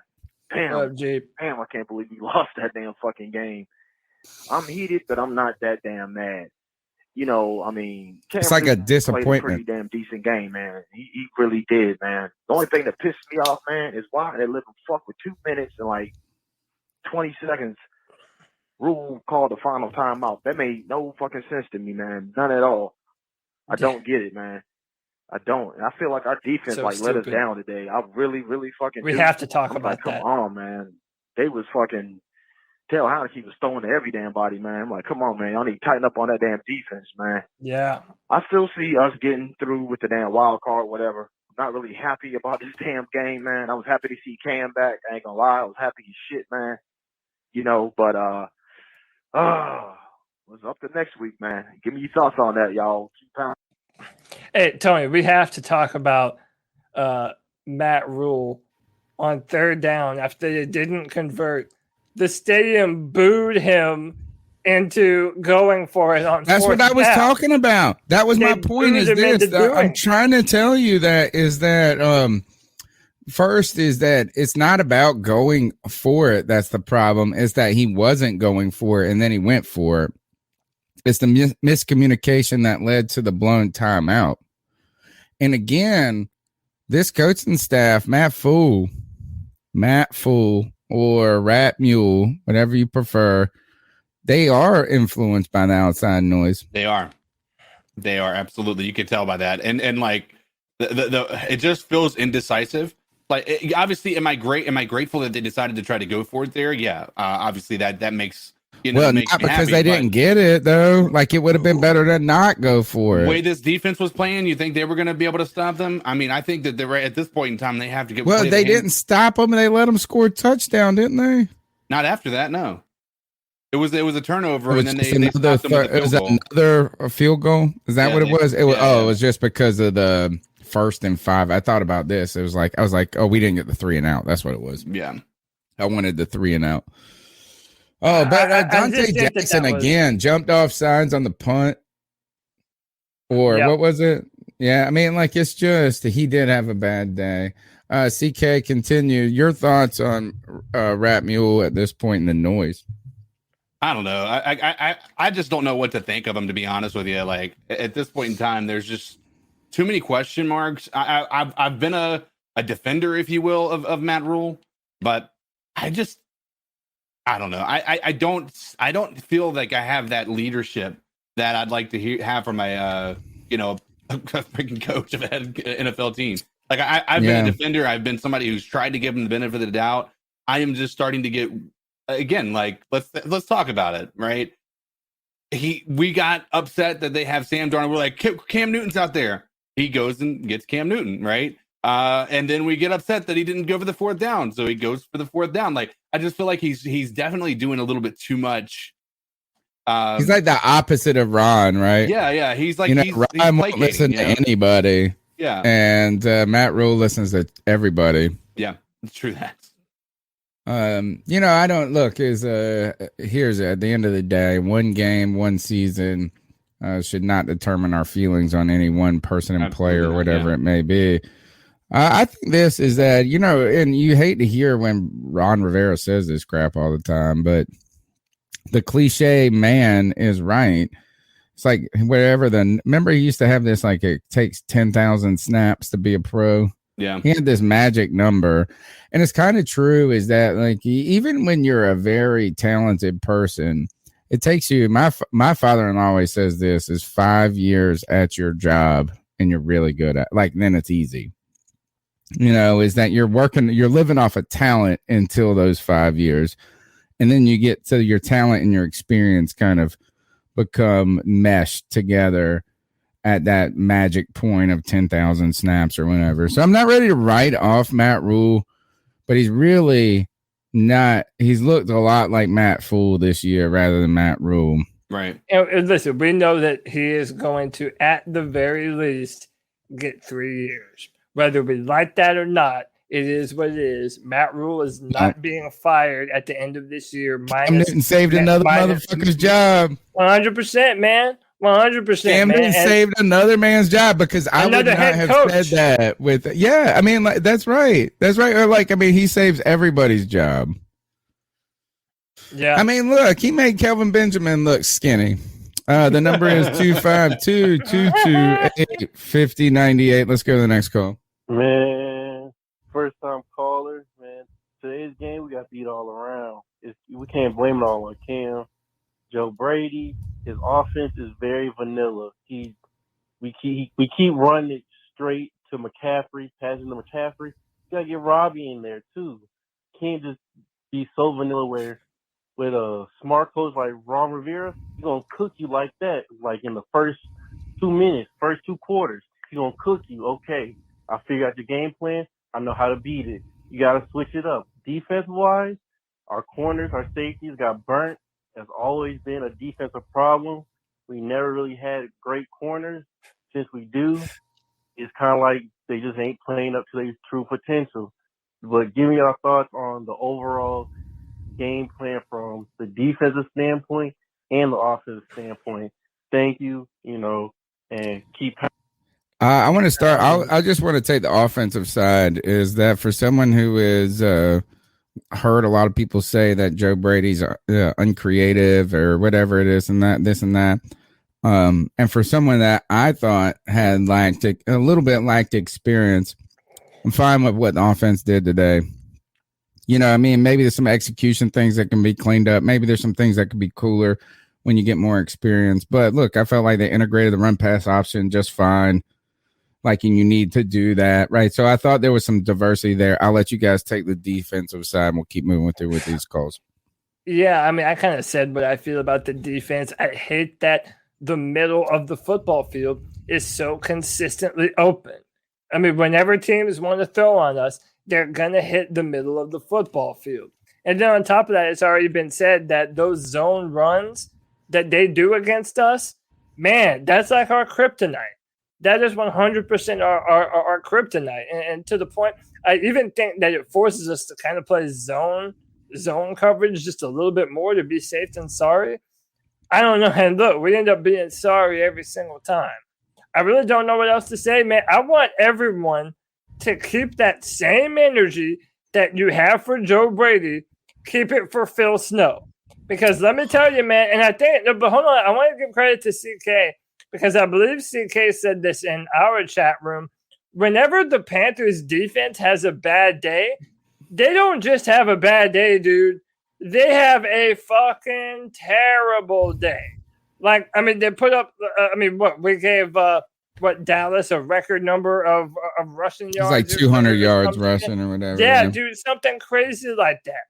So listen, if everyone's going to, going on Joe Brady in the chat room, and I mean, even though our offense was the best part of our football team today, not saying it was great, but the offense clearly was better than our defense today. Didn't keep us from winning the game. My point being is keep that same energy for Phil Snow. Because when this defense falls off a cliff, dude, they're falling off of Mount fucking Everest. And for me, look, because I got no criticism about the offense. And the reason, and everybody's going to be like, oh, because you love Cam so much. No. I think I tweeted this out at the end of the third quarter, is that Ron Rivera is only going to give the ball back to us twice. Right? We're only going to get the ball twice now. We were down 7, and we're trying to win. If we don't score right here, the odds become so long. And you know what? We went down and scored. I think that was a Christian McCaffrey touchdown. So look, the offense kept us. alive. Like they didn't put us. It wasn't like we were sitting there going, "Oh man, if the offense would have produced today, we could have won." Right. We're sitting there. It's like if you could stop Terry McLaurin one time, if you could get 1/4, actually, and let's talk about. We'll go to the next call, but I want you guys to think about this because this calls and I tried to move in some of the calls around so they stay relevant. Here's a little smoke for Tony called before that Gilmore discussion gets weak. Burris, two big penalties today. One was a penalty, one wasn't. And Heineke coming up like he was trying to fight. How about that? 252-228-5098. Bro, Tony, what the fuck are you talking about? This is G Baby, bro. G Baby talking shit about Tony. Get out of here. You don't watch the game, bro. Stephon Gilmore was not on the fucking field, bro. I mean, he was, but he wasn't, G. What does that mean? He wasn't, dog. What the fuck are you talking about, dude? What do you mean get rid of Stephon Gilmore? What are you Tony? I didn't say. Now you misconstrued. Come on, bring it back in, dog. This is coaching, bro. This is what they do. This is a Phil fucking Snow not putting the right personnel on the fucking field, dog. Telling you. G Baby. Hartsfield, the dude with one hand and had a Look, now they're best 90% of the fucking plays today. What are you talking about, Tony? Come on, bro. Wake the fuck up, G. I gotta get on your ass, bro, because you're wrong and Cody Lack is right on this, dog. This is on coaching, bro. This has nothing to do with Stephon fucking Gilmore, dog. The Stephon Gilmore should have been on fucking Scary Terry from beginning to fucking end. He should have traveled with him and locked him down the entire game. That's not what happened, bro. That's not what happened. That is exactly what didn't happen. I understand that. That's what I'm saying. Scary Terry, bro. I should go back and watch the game, Tony. You need to go back and watch this fucking game, bro. A dude with one What will I hand see? was playing the slot and covering Terry McLaurin half of the fucking game, dog. Go back and watch, man. This is on fucking coaching. This is on Phil Snow and coaching, G. This has everything to do with fucking coaching. This loss is on coaching, bro. And anyone that talks shit on Cam Newton needs to get the fuck out of the fucking chat, bro. That's right. Savage, dude, whatever the fuck his name is. All right, let's go. Chat, G Baby and Cody Lashney and John Prey go jerk off in the corner together. Hey guys, I just wanted to throw this out there. I thought Brady Christian. Yeah, we'll call him C Baby. Yeah, call me C Baby today because look, G Baby is either at my throat or he's my spirit animal. Today he's my fucking spirit animal. I 100% agree with him, man. Y'all Our coaches listen. How about this, Tony? You've asked me this before. Like, name a time when we won because of our coaches. I feel like now I can name a few different examples where we have lost because of our coaches and the decisions that they have made. Yeah, I mean, maybe. Look, and I think it's easy to point to the coach. And look, I'm actually the hardest I am is I'm actually more critical of Matt Rule in this game than I am of Phil Snow. I know you guys are upset that the defense did not perform as well as it could have. There were some moments they had some opportunities to make some plays and they just didn't. The fourth, I mean, and like down the stretch, you stop that 4th and 3 play on the Brett Favre moment. Hassan Reddick gets that shoelace. This game's a different one. Second, you get a couple of defensive penalties. I don't know if I'm going to put that on Phil Snow, putting us in a difficult position because Justin Burris smashes Taylor Heineke in the slide or Dante Jackson jumps off sides. I mean, so it's like a lot of errors, and they all happen to be on the defense. But I think that for me, it was the Matt Rule not being able to manage the emotional component of this team. And that's where I would actually say Ron Rivera has succeeded. You know what I'm saying? Like he said this is don't let this storyline win. Don't let this energy of the stadium win here. And he got his team that was is honestly from what we thought walking in an inferior team. You're not not crazily. The Panthers inferior, were favored. Right. Yeah. You look at them as like Cam Newton versus Taylor. He got everybody to overcome, not let that moment be too big for them. And that's Ron Rivera's greatest strength, bro. You know what I'm saying? Like the steely Ron Rivera, and it worked. This year, you do not want to be the underdog. Like, that's the thing is like, or you do not want to be the one that's favored because the so many teams that are favored, have just not won. Like Vegas is making so much money right now, like off of people betting on these games. Unpredictable. The Houston Texans beat the Titans this week handedly. It wasn't even. And by the way, the Buffalo Bills lost again today. I know. Yeah. Are they frauds? Are we starting to ask that? Hey, one more thing. Defense a little suspect. Well, and apparently they had the number 1 defense. But another good thing that came out of today, Philadelphia beat the shit out of the Saints. So that happened. That's a good thing. Yeah, it's like, and that's why I started the podcast with that. We're going to talk about every single thing that this team fucked up today and did terrible. But the fact of the matter is we're not out of it. And going forward, our coaches need to come to Jesus. They need to look at what they're doing on film. Bro. They need to look at what they're doing on the field. They need to evaluate their play calling. They need to evaluate their situational football play calls and the situations that they're putting their team in. And they need to be better. Our coaches need to be better because they have been underwhelming through what are we, like 11 weeks now, 10 or 11 weeks of the season? Our coaches have been completely underwhelming, and they need to be better. And before we go to the next cat call, Tony Dunn, you know it's that time. We got a bunch of freaks in the chat room. Yeah, it's the second time we're doing it. So what? We got a whole bunch of people. Well, watching. If you want a freak, then you would only want it once. But since you a freak, that's right. You want it more than once. They keep on coming back for more. So you know what we do? We give it to them. Ladies and gentlemen, this season is not over. And you've come here to just get out your frustrations, your emotions, but you haven't hit the like button? I'm going to be honest with you guys. I'm going to give you guys one chance because this right now is subscriber shame. Subscriber shame, dude. 224 people watching, 138 thumbs up. Listen, man, we just recently passed 3,000 subscribers. We love each and every one of you that have been continuously coming back to the C3 podcast, hitting the like button, hitting the thumbs up, hitting the subscribe button, and last but certainly not least, hitting that notification bell to get updates every single time the C3 podcast goes live, which frankly feels like every day of the week right now. So hit the like button, hit the subscribe, be a friend, tell a friend, share the C3 Panthers podcast with the Panther faithful. This is where you come after you've had a bad day. You're chilling with me, Tony, CK, all the boys in the chat. You already know it's fucking lit. Do your boys a favor. Hit that like button. Tony Dunn, back to you. Ain't nothing but to do it and play the next call. Let's roll. Maybe you can give Tony Dunn a thumbs down. I heard thumbs down actually makes the same algorithm work. So thumbs up, thumbs down. I mean, maybe we get triple. Who knows? Exactly.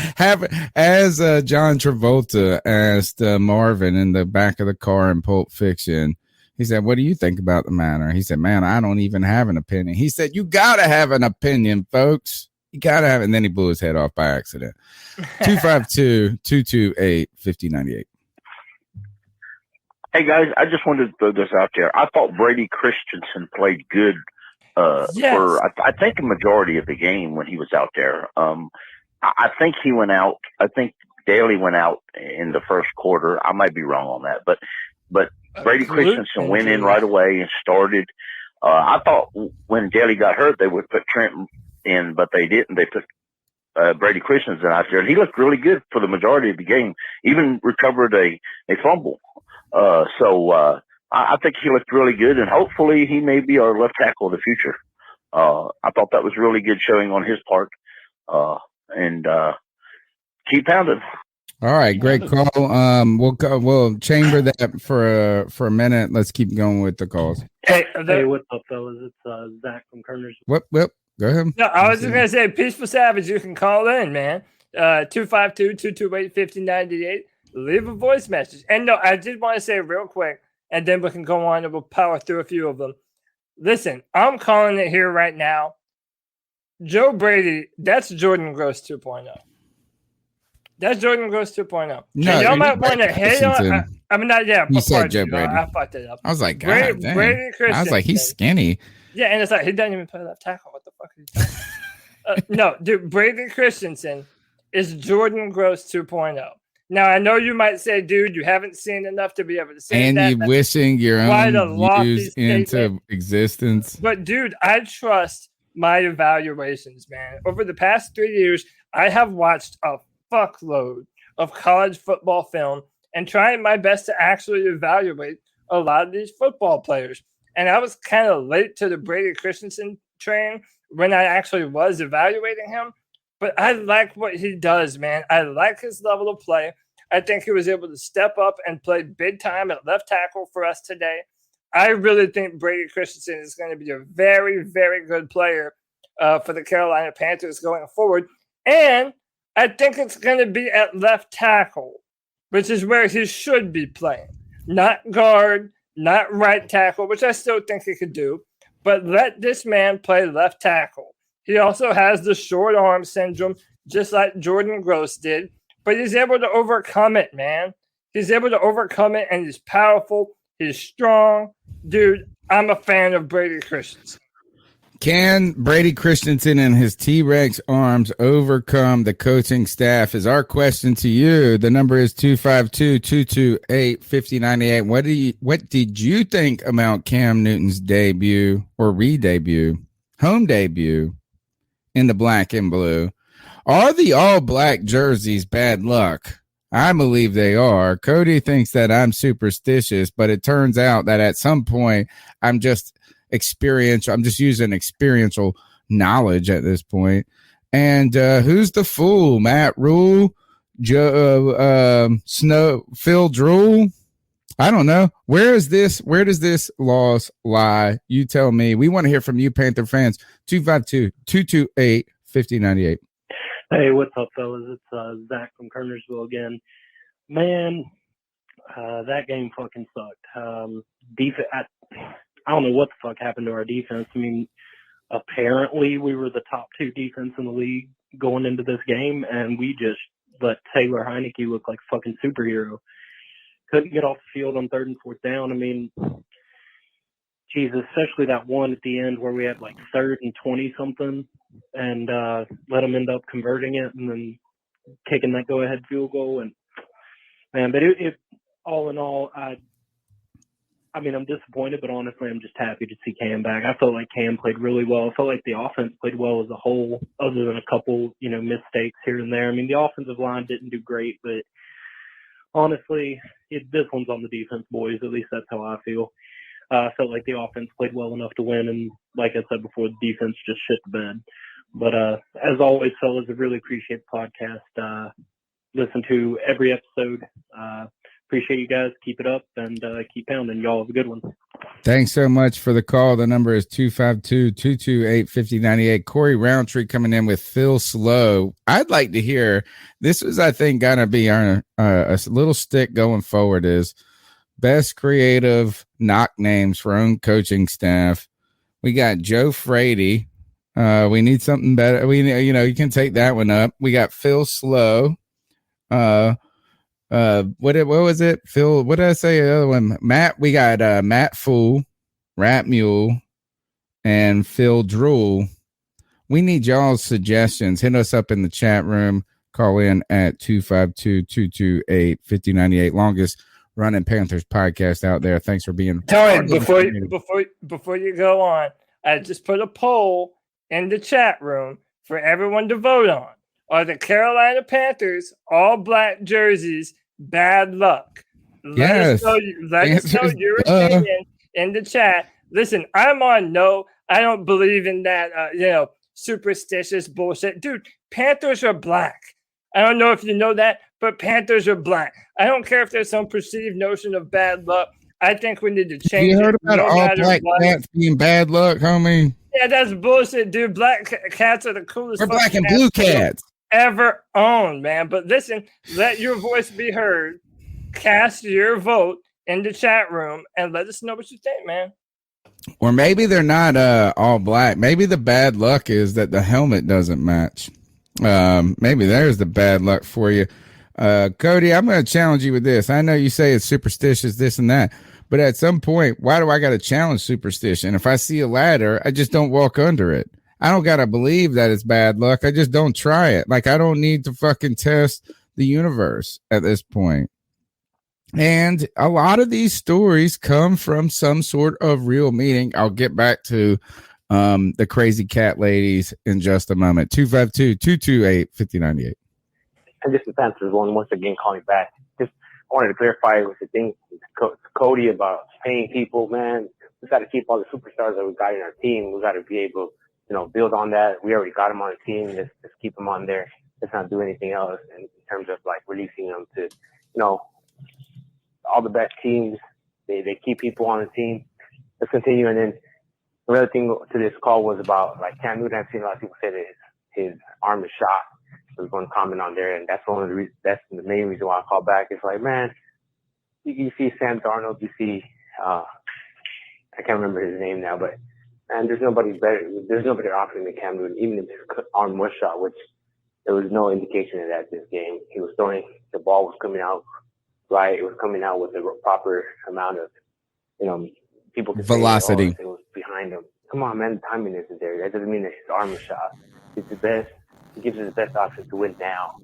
And, and I think that's true for the next couple of years until we can find somebody that we can replace him with. But Cam Newton gives us the best opportunity to win. Let's continue with him.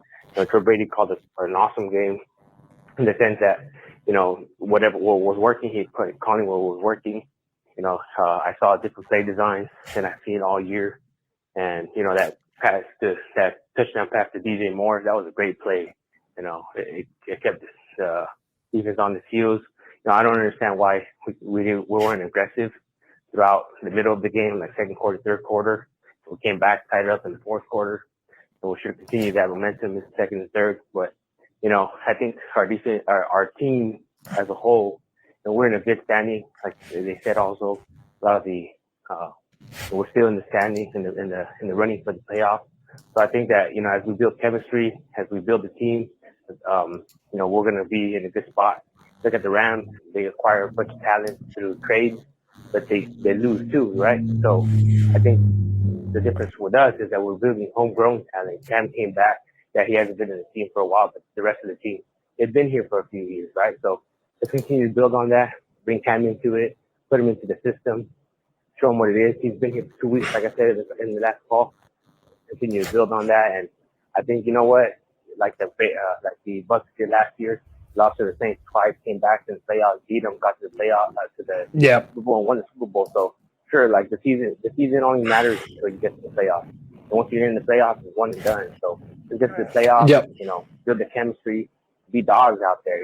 Let's go ahead, keep pounding. It's got to happen at some point, Cody. Man, like what I mean is that that's all sounds nice until we just win today. Yeah, and by the way, didn't the New York Giants win both of their two most recent Super Bowls as wild card teams? They did. I don't know if it was both, but I know they beat the Patriots in that. Do you remember the Patriots were on that magical, just and like they hadn't lost a game, and they got beat by. But they also the magical catch, the Tyree, some of whatever it was, they caught it on his helmet and shit like that. Yeah, I mean the point being though, regardless of how bad we've played, even though we went 0 for 4 against the NFC least, we're not done, man. We're not out. This is still a very we're not done. We're not out, but man, wouldn't it be fucking a little bit more like probable if we would have won? Of course. We gotta win at some point. We can't back up into this joint like every week. That's the thing. We need to win this game. And I'll ask you this. What does today's loss do to a magical story? I saw one Carolina tweet this and I thought it was wonderful. It's like this after that first drive, he said this is like a movie. Well, what happened to the movie? What happened to this story, Cody? We flew high for a week, 10 days or whatever it is since we beat the Arizona Cardinals. The Cam Newton story has reinvigorated this fan base, gave this team some energy, it felt like. And then you come out and lose this week. And certainly the story can be brought back, right? I mean, it's not like dead. There could be a resurrection to this story. But at this point is like the magic, man. Today started like a Disney movie and ended like a damn bad M. Night Shyamalan movie. Yeah, but I've seen signs of life. And I saw Cam Newton put up 21 points today on offense with all the weapons that he has, even though our quarterback position and our offense this year has been one of the worst in the NFL.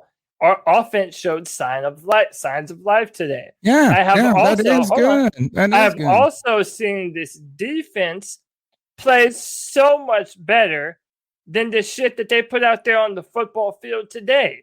So against who?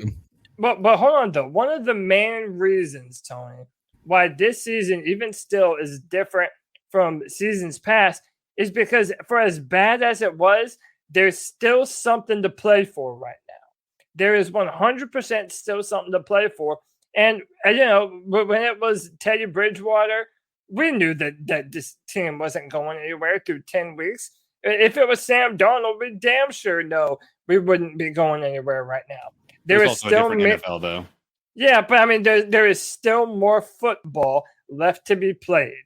And I think that's the most important thing that we all need to think about. We can't just completely be down on ourselves and say, oh, we're done. No, we got our ass kicked. Nobody's saying that, though. But last thing, if you're going to be hard on this football team, I got that. But if you're going to try and look for the blessings in disguise, no matter how good the story would have been, it isn't going to be given to us.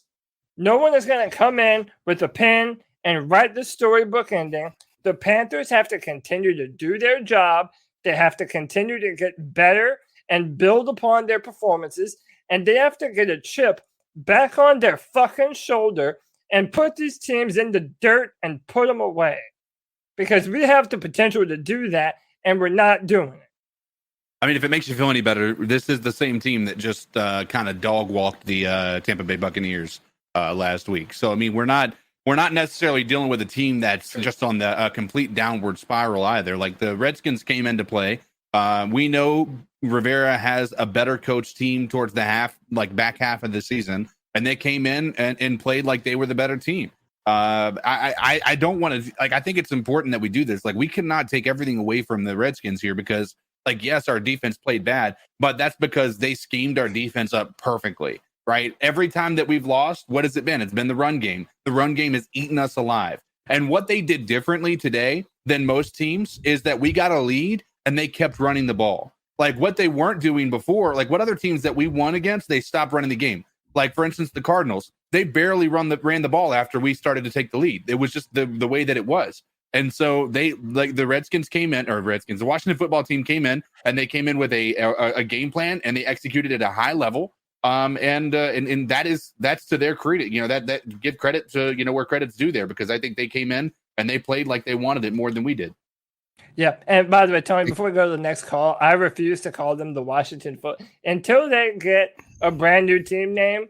I'm calling them the Washington Racial Slurs.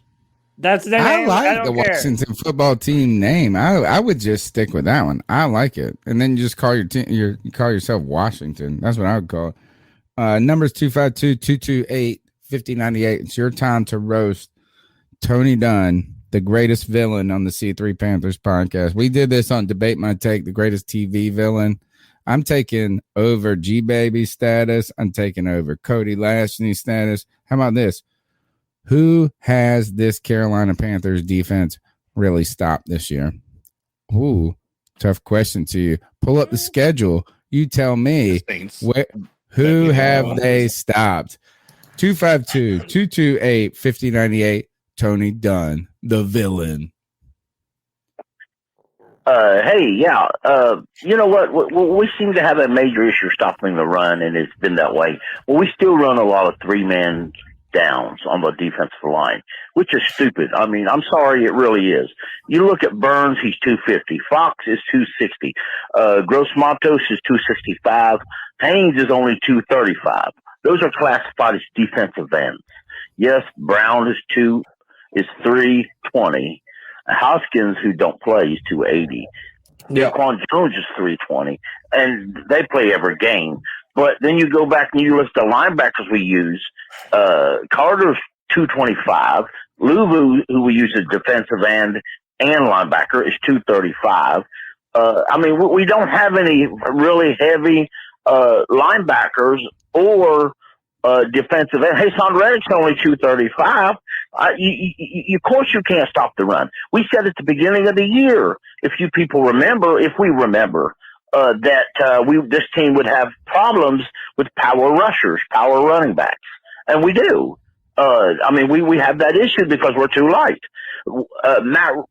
Matt Rule and Phil Snow's defense is based off speed, and that's what happens. I mean, right now we look like a bunch of 8-year-olds, or a bunch of we just don't have enough meat on our bones to stop anybody, and it's truly ridiculous. This entire coaching staff needs to go. We need some real NFL coaches,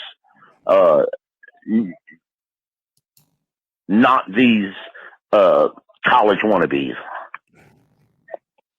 I mean, look, and by the way, if it was up to me, nobody would be issued a new contract at all until they look better. Because Hassan Reddick, if he wants to be paid $25 million a year, his ass better learn how to stop the fucking run. I thought he was Dante fine, Jackson, bro.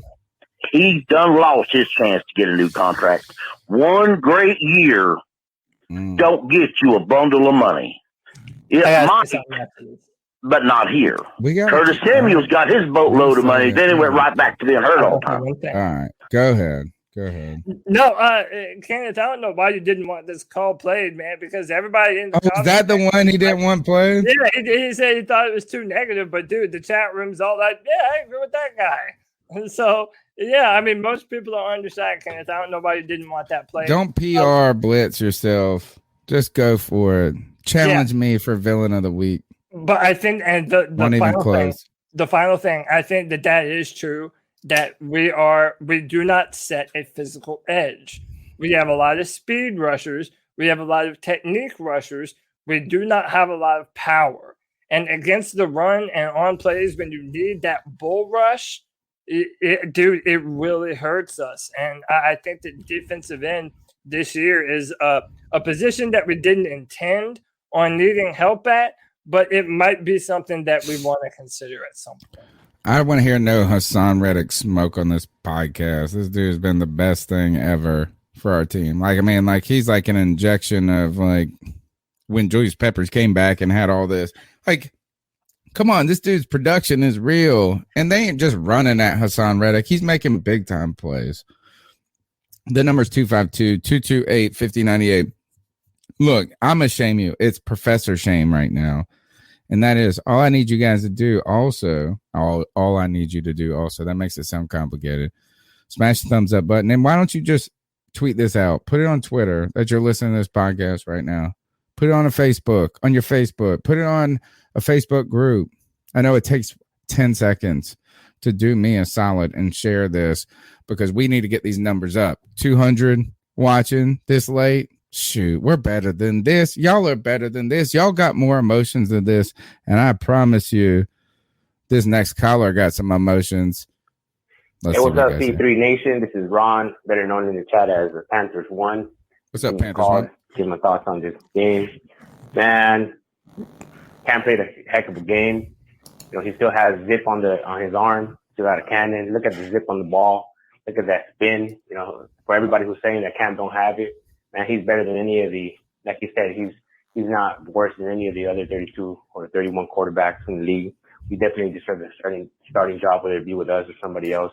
And whoever does have him, they got a chance at always being on the playoff. Hopefully it's us next year. You know, he played a heck of a game. Washington came out and they were just playing hard, you know. Taylor Heineke, he was making magic happen. You know, I was hoping that we give him a good hit for him to go down. You know, in the past when we had him, he was always kind of fragile. He played the way he always played, but he was kind of fragile. You know, hats off to them. But you know, Cam Newton is a beast. I hope you guys, you know, hope he continues momentum. And he's only been on the team for 2 weeks, and you know, he's only going to get better. And you know, I will want to say I've been a fan of the CB Panthers podcast for a long time. And you know, Cody, I've been a fan of yours as well, but man, you gotta relax with this. Like, why we pay, Robbie Anderson or CMC? Like, bro, these guys are beasts. Like, the reason why we pay them, like, maybe they haven't shown out, but you just gotta give them time, man. They've had Sam Darnold, so give them time to build that chemistry with Cam Newton, and they're gonna be beasts. CMC, had we not paid him, who would we have had back there? CMC is a game changer. Robbie Anderson can do the same. We got to have that chemistry. You saw when Cam Newton had Ted Ginn Jr., he made Ted Ginn Jr. beast receiver, right? So, I expect these guys just to move forward. Hopefully we're still a contender. And, it's a demoralizing loss, but, I look forward to the future and, keep pounding everybody. Keep your heads up. Keep pounding. So I think that criticism is true of CMC. CMC is incredible, and we obviously need him on our offense. I still maintain the same thing for Robbie Anderson, though. I was okay with the contract that we gave him. I didn't think it was crazy. But if you're going to pay him and he's going to be the speed receiver on our football team, then we should use him as such. Now, if you want to make the argument that that's on Joe Brady for not making him more a part of the game plan, then that's fine. I understand that.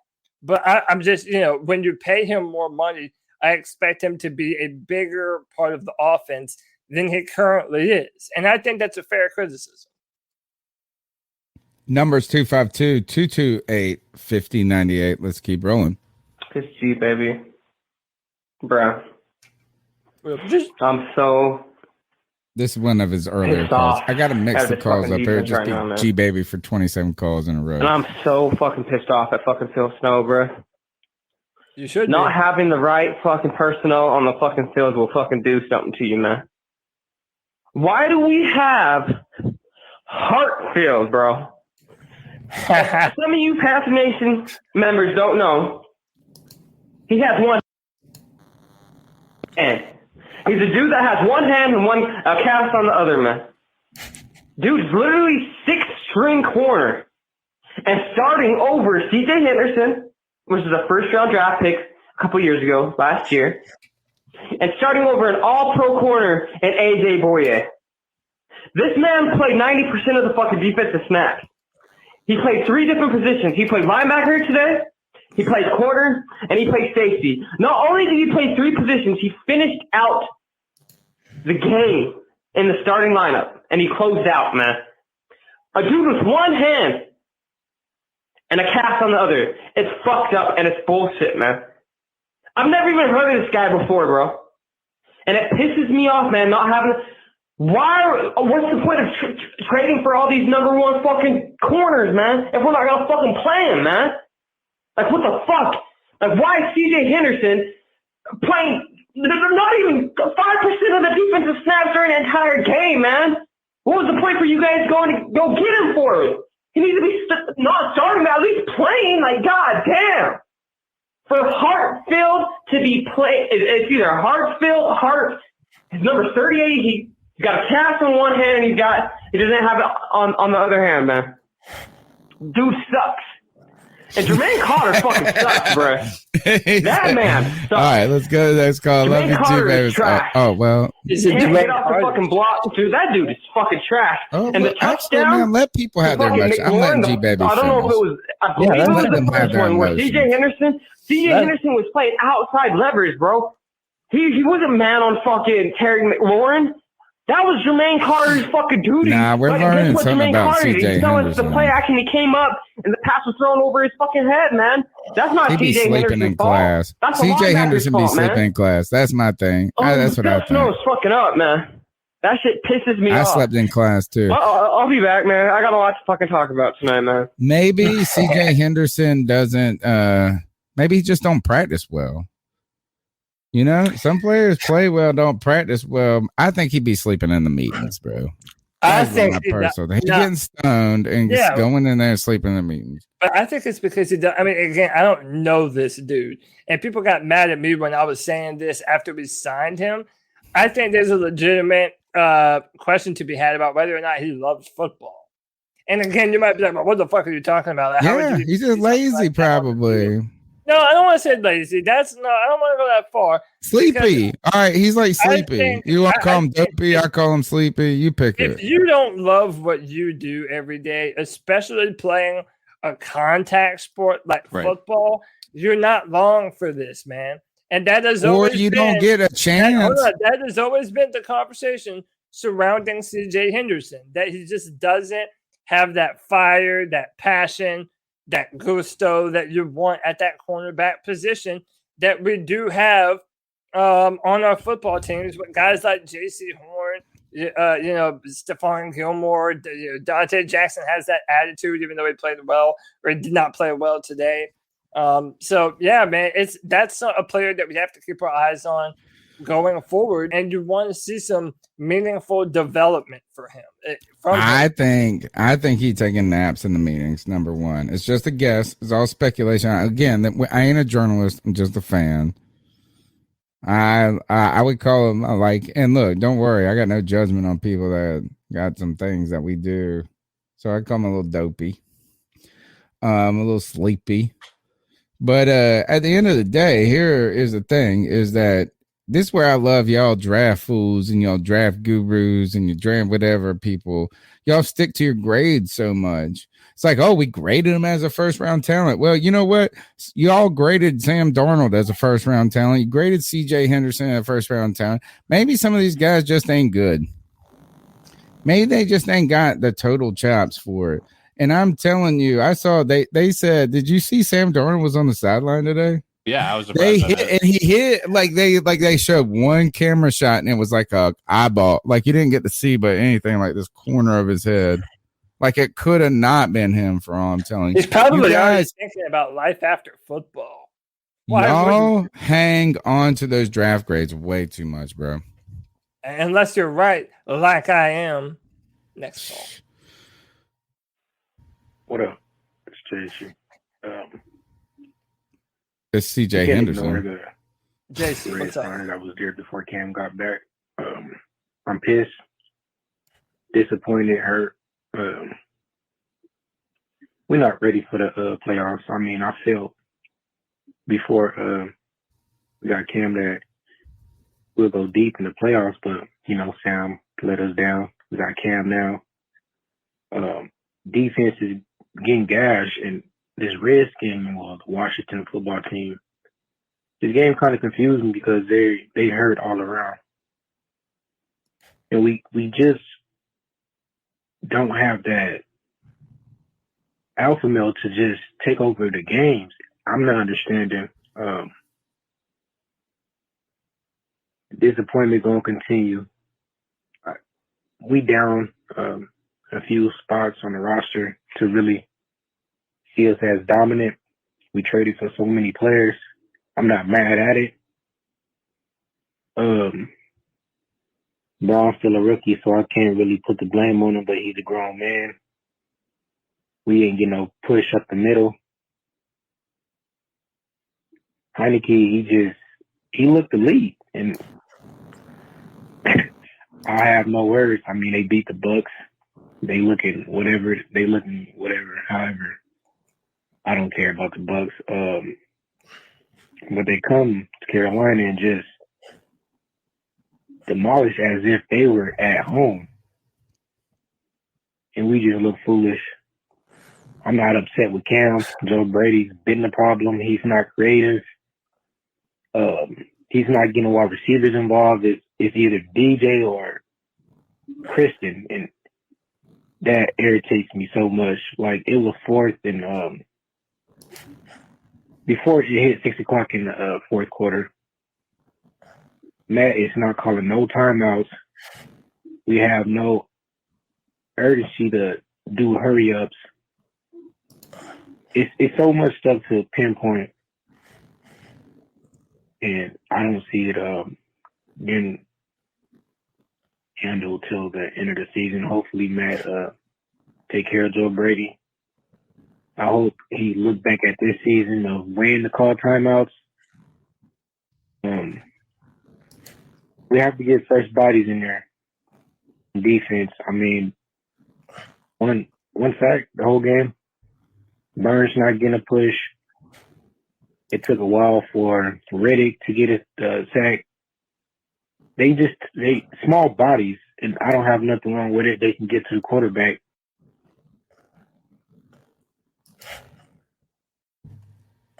Was that it? That's it. I mean, I don't know what else there is to say about the defense. Okay, you got anything to offer on that one? I mean, the defense is the defense at this point in time. I don't really know what else we can do, you know? I think yeah, go ahead. I mean, I was just going to say, I mean, at this point in time, I mean, it's one of those things where I said it before. I mean, when we lose bad, when we're bad, we're bad. We're horrible as a defense. You know, it's not even close. It's again, if you come in with the right game plan, our defense is easy to beat. They've got a lot of speed, but they don't have as much strength. Shaq Thompson's got to be the strongest guy on that defense, you know, past our defensive tackles. But, you know, outside of that, I mean, it feels like anybody can just run through our defensive line, and it becomes a little bit irritating, you know? The run game has been a problem for this defense.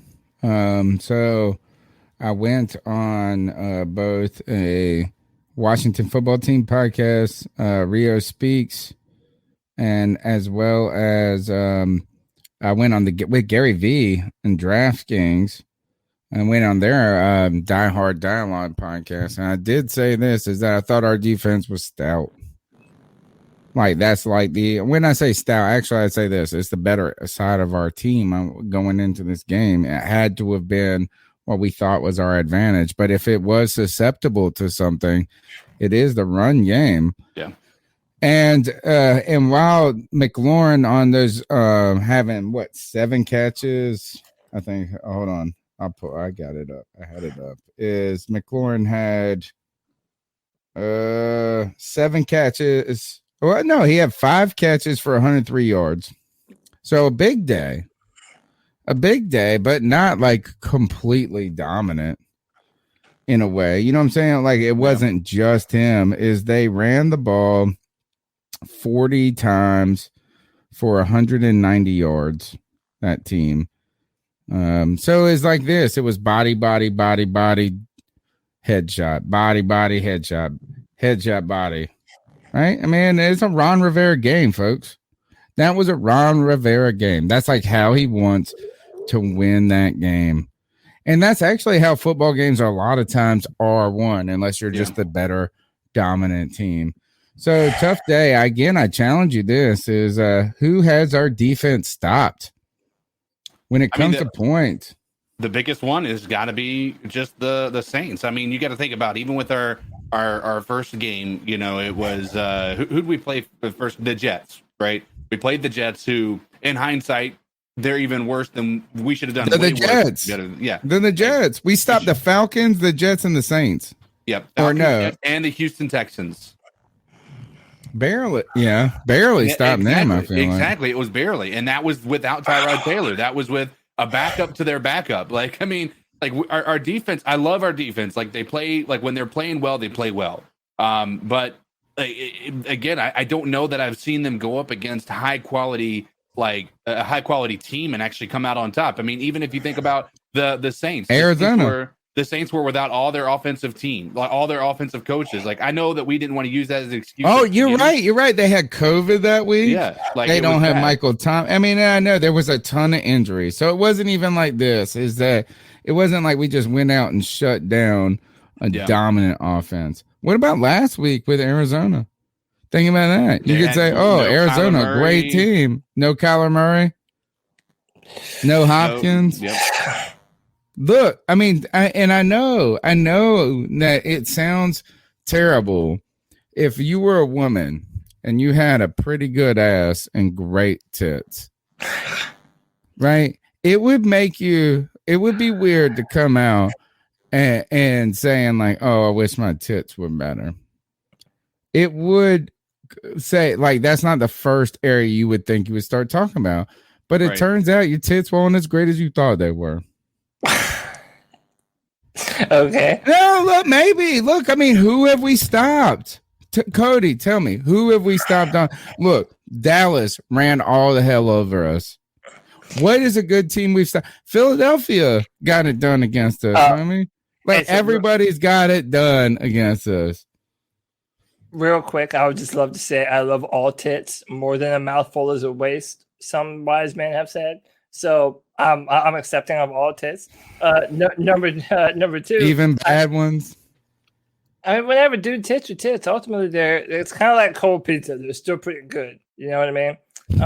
So look, I'm looking at our next two opponents, right? And Miami won today, but again, I'm still favoring us to beat Miami.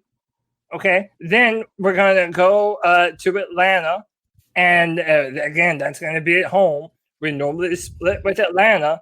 So, we have to look out for that one too. But Tony, you're asking them what game did our defense shut out? And yeah, look, we only have 5 wins on the season. So, I mean, you look back to New Orleans, that was a pretty good defensive performance.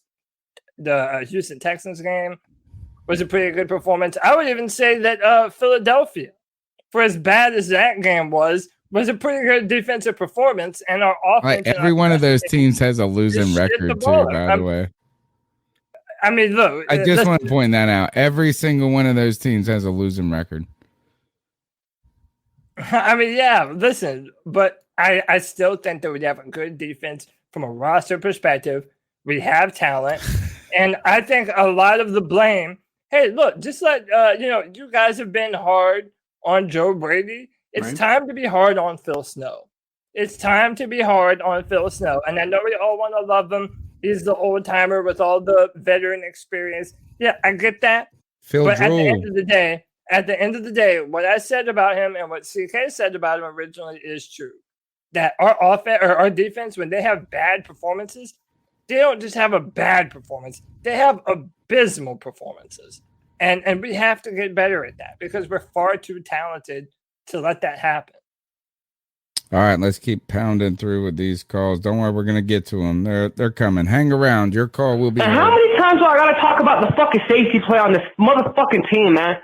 Justin Burris fucking sucks, bro. He needs to get the fuck off the fucking field. Tonight. Why is Justin Burris a starting safety on our team? I mean, goddamn, why can't we call Trey Boston back?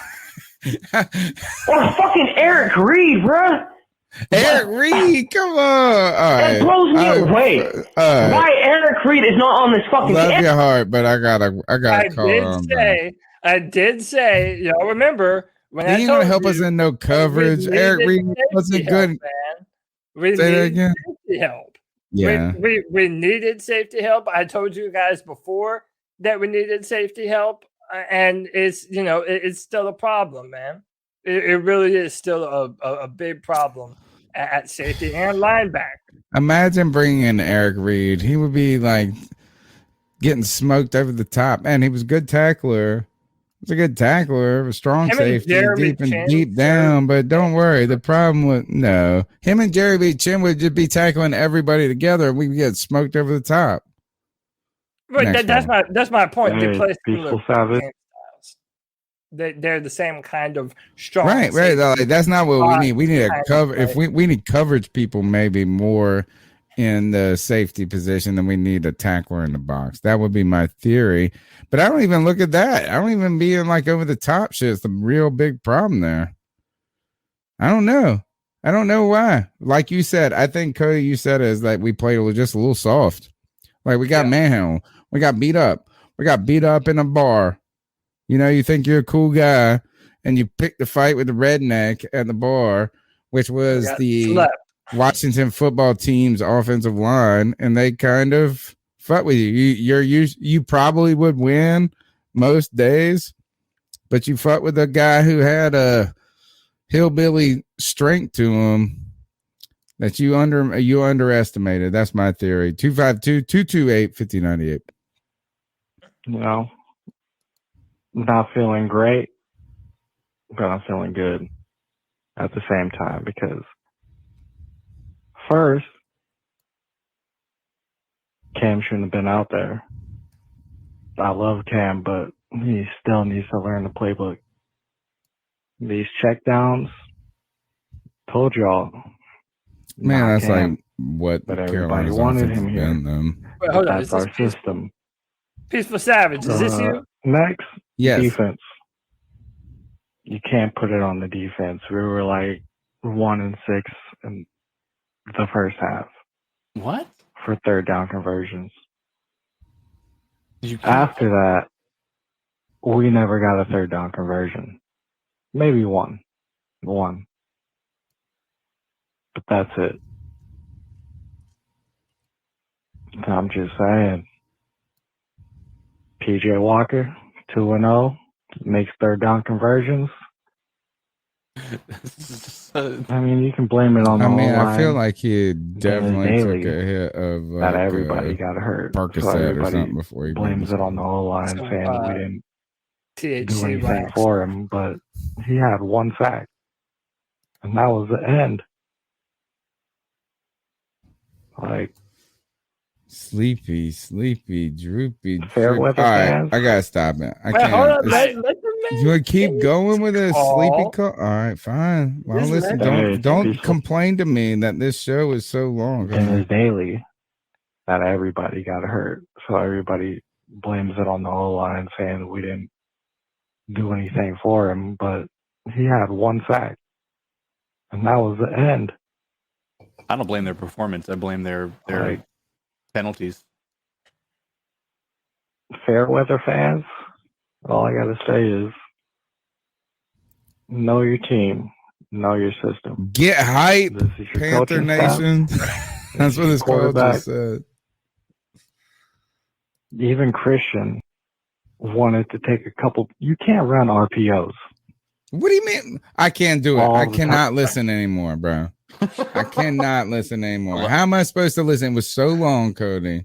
You said keep listening. He said I can't run RPOs. That was the best thing of the day. Sorry, and I'm not trying to be mean to the person that's calling, but geez, you know what it's like to be a day in the life of Tony, where people come slugging at you in the body all this day. They talk shit about me, and can't come up here and come sleepy style. Yeah. Can't come sleepy style and then say the RPOs are the worst game. I don't want to hear it. I do RPO. agree. I agree to one point, and that is I don't think Cam should have taken 100% of the snaps.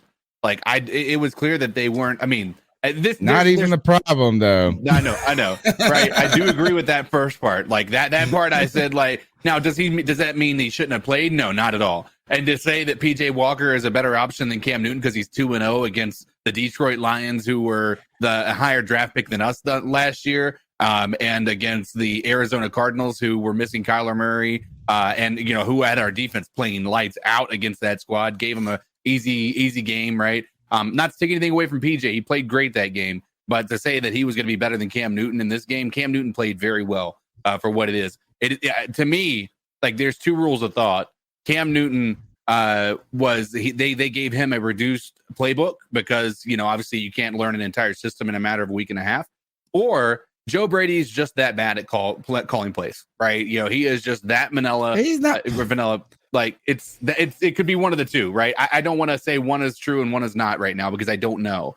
But everything else is absolutely hysterical. Like the Chiefs won a Super Bowl on RPO, the Eagles won a Super Bowl on RPO. RPO is something that has absolutely helped tremendously a lot of teams get to the Super Bowl. I would actually say this is I was a little surprised at how well Carolina integrated that today. Mm-hmm. And here again, I will say this on record: Cam Newton is the best person to ever run the run pass option in the history of football. Like he is like the dude. If you want to run that play, he reads it right. He has the strong. Did you see when they were like him and McCaffrey were fighting over it today? Yeah, and they made it seem like when Cam kept that ball, like Christian was like, oh, he was mad about it. Maybe a hair. He might have been a little disappointed he didn't get it. I wonder but Cam Newton's fingers, bro. That's the thing, is that would have been a fumble on everybody else. Everybody else would have fumbled that ball. Yeah, and listen, even if there was someone better at running the RPO with Cam Newton, there's nobody better, bro. My biased ass isn't going to tell you about him. Fuck him. It's Cam Newton all day. I don't want to hear about Michael Vick. I don't want to hear about Lamar. I don't want to hear about Randall Cunningham. Keep in mind, Cam Newton's the man. The Panthers aren't necessarily running RPOs right now. Like that was read option.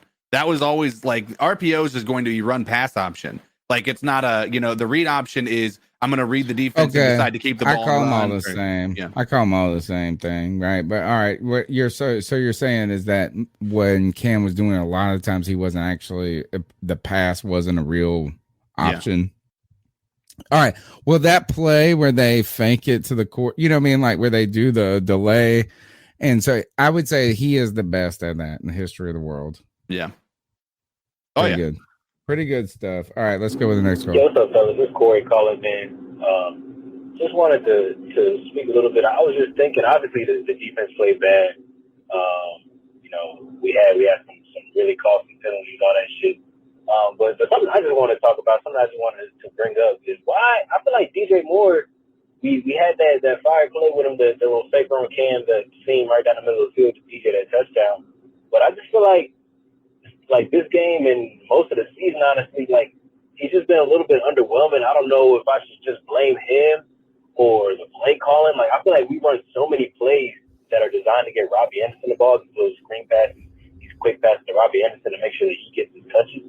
And then DJ is just kind of just like he just got to get open. Like I feel like we need to try to get DJ involved more. He's a better run after the catch receiver than Robbie is. Like he's stronger. He runs like a running back. We say it all the time when he catches the ball.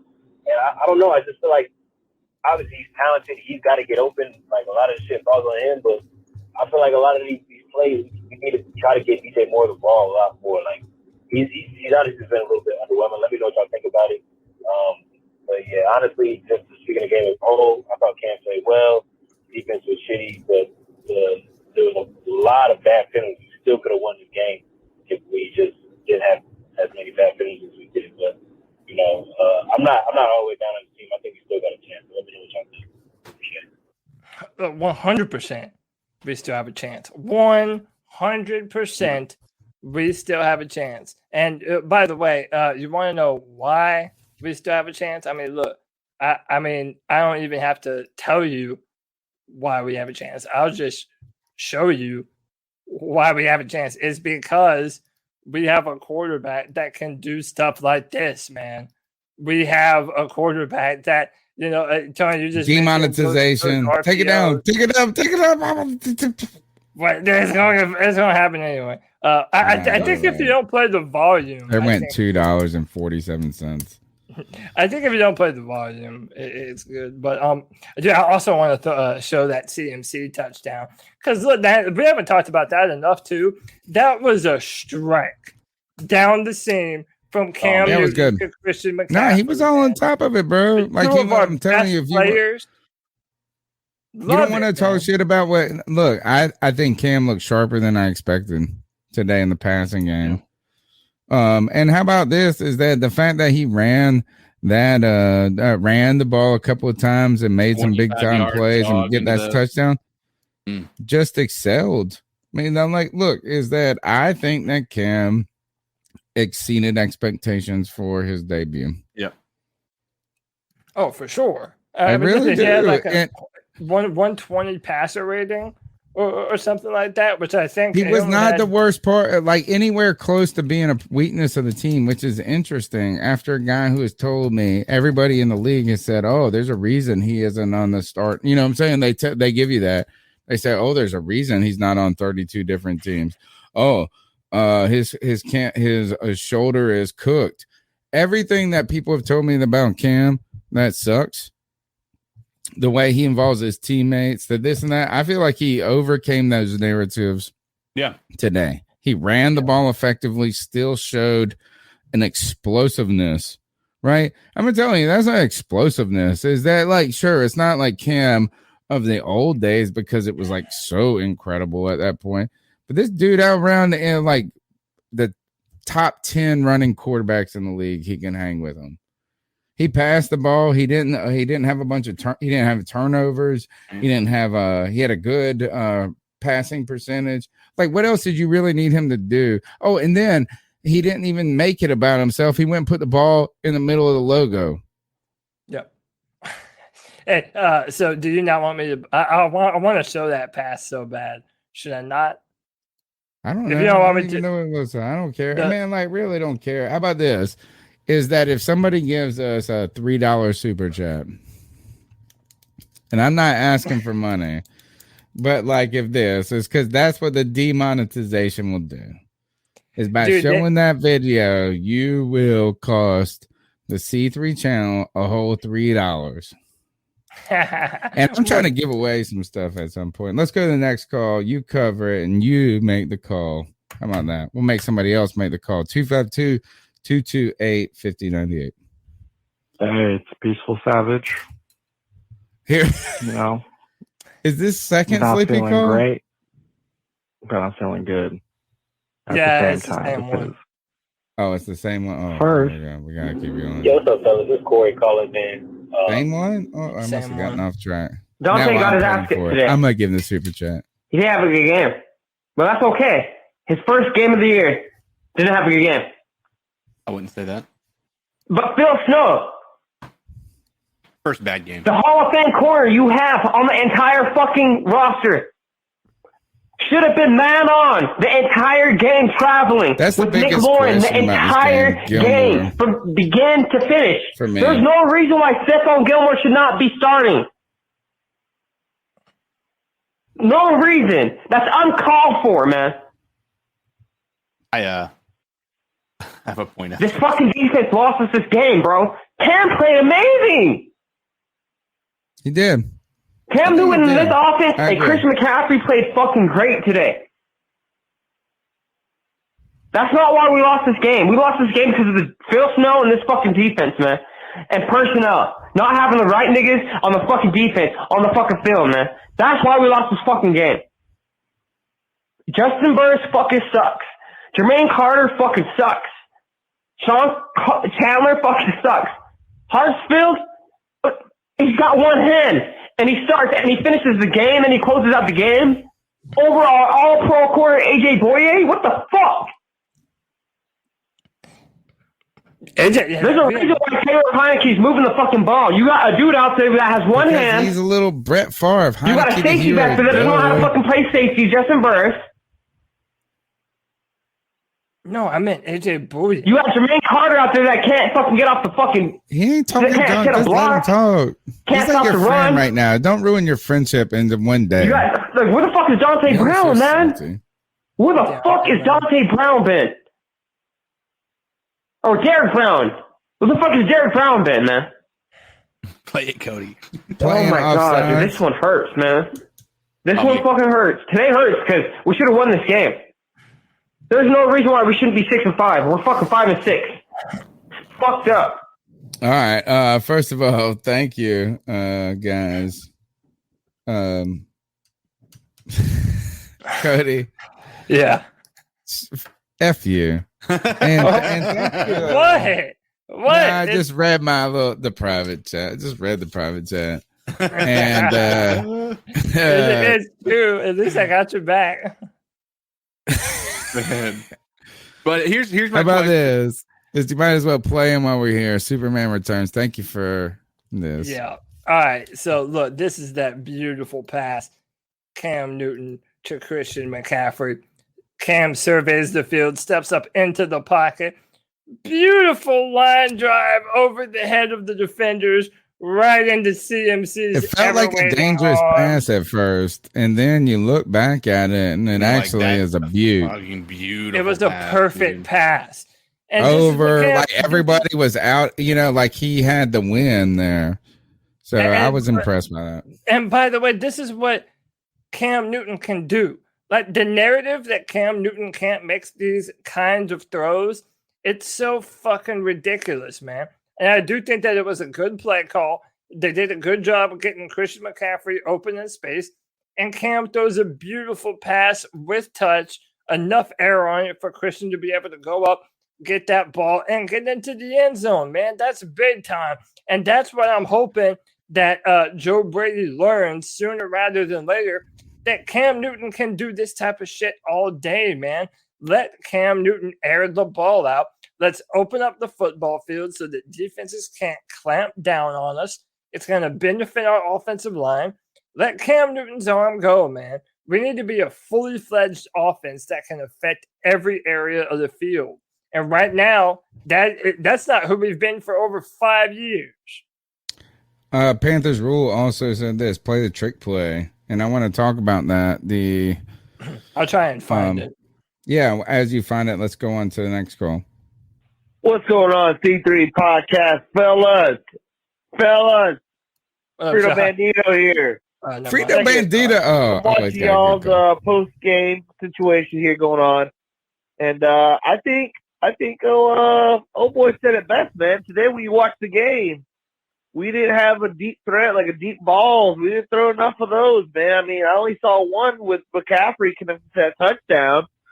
And it looked like Ron Rivera read the fuck out of that defense because, man, I guess he's got Dante Jackson's number, man, from all those or couple Scott years Turner. of knowing what he's Maybe doing. you should give. Maybe we should give the credit to Scott this Turner. Is just one of the books. Ron Rivera came to play. I mean, we did our best. The defense played a little shitty, or maybe the defense was, I don't know, read by Ron really well. I don't know. Question mark. Look, I'm telling you this: is y'all got to give a little props to Norv Turner. And I know, like when he was our offensive coordinator, you're like, oh, the old man with his draw, this and that. But his son, Scott Turner, today knew what to do. He called a good game, and he's got some offensive weapons there. He made the most of them against the Panthers defense, and Scott Turner kind of being the next. He's like maybe he's trying to be the Kyle Shanahan of the Shanahan family. He had a little revenge today. Heineke, Scott Turner, Ron Rivera, Marty Herney. I even heard that Dan Mayo was playing on this Washington football team today. We got smoked. Matt Rule made us look a fool. David Tepper cannot be feeling great about that. I'm telling you, man. It's a tough day. We needed this win. The story's not over, but the opening scene was not as exciting as we wanted it to be, or as optimistic. I feel like we're in a realist. I feel like we're in a real natural determinism novel here. 252-228-5098. Hey guys, Chuck from Elizabeth City here, aka Carolina Sports Guy. Was that not a terrible display of losing to a weak ass coach? About as weak as Joe Judge at the Giants. I thought we got outcoached. About as weak as a kicker we've ever had, and he comes back and makes field goals. Y'all remember Taylor Heineke? For those of you who want to still keep him, played one game for us and started and broke his arm against Atlanta and cried like a baby off the field. And he goes up there and acts like he's got a vendetta. It freaking kills me. Rivera acts like he's so freaking great, and I'm so glad he's gone. These fools go. They won't go nowhere. And how about all the freaking 1980s fans that showed up like they're at a freaking NASCAR event? Dale Earnhardt Jr. ought to be proud of himself. They ought to run him and every single Redskin fan that lives in North Carolina and South Carolina ought to run them out of state and make a move up to Arlington or Alexandria and get the hell out of the Carolinas. It's an embarrassment. Other than that, our defense couldn't stop shit. Pathetic. Yeah, 100% pathetic, man. Was that the end of the call? Yeah, I guess so. Hey, it's all right to be upset with the opposing team, but I feel like maybe I listen. I don't blame Heineke for coming out here and playing like he did. I mean, I love, like, if that was what an effort, bro. What an effort. Give him some props. Cam Newton, like if he came out and he had that same energy. It's not like we're dealing with a situation where, like, essentially nobody can have emotions. I don't want this to be anything about, an attack on you, Chuck, but like that's the same reason why people criticize Cam Newton. And I think that we need to be able to have that same level of understanding of another player. Like if Cam Newton does that, we're not getting that same frustration. So I think we need to be willing to. This is my favorite comment of the night. Chuck an undercover gangster, bro. And you know what? I am with you. So I was waiting to Starsky and Hutch earlier said, "Oh, you didn't watch the game?" Well, no, I did watch the game, but my kid goes he does this choral society. Yeah. And so it starts at 2:30 and it ends at 4. And it's kind of perfect if you're trying to watch the game and do stuff because right around halftime, you know what I'm saying? And then I can get home in time and I don't have to be a bad father. I can still pick up my kid and do stuff like this.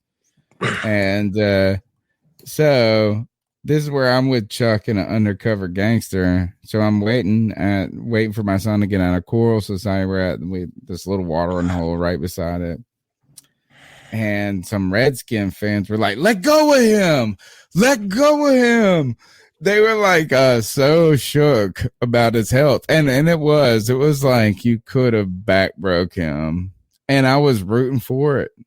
I was rooting for the back break. I'm telling you. Those defensive players, yank it while you can. I mean, and I know all them Patriot fans are going to be coming up here and say, "Oh, that's dirty, dirty, dirty." He had the football in his hand and his knee had not touched the ground. So you got to make his head and his knee touch the ground at the same time. Backwards. I ain't got no problem with that, man. But that would have worked. And then guess what we didn't do next? We didn't stop the 4th down. Yep.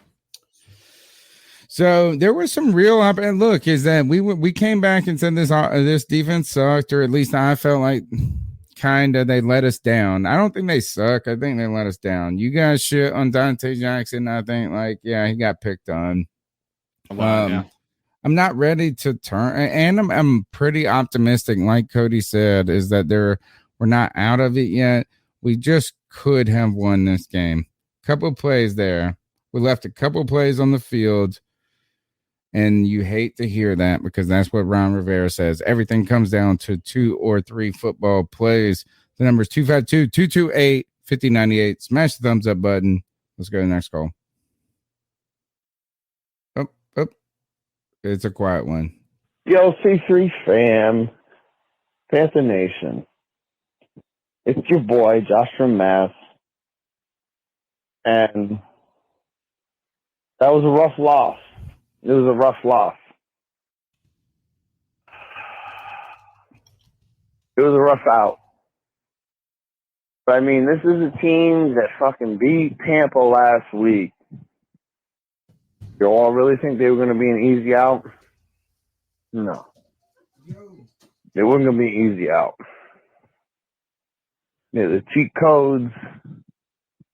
And, man, I hate to fucking say it, but you mean to tell me that their offensive line wasn't holding every fucking play?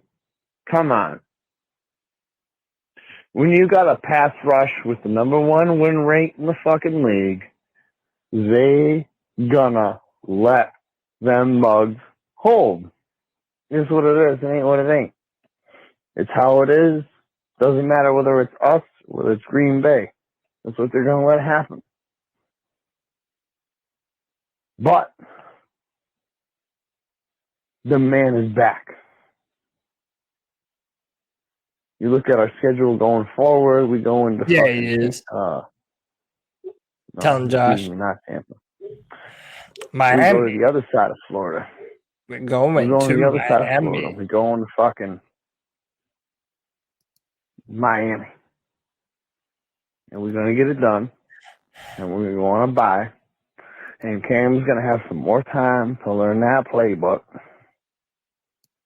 And then we're going to go play the Falcons in our house.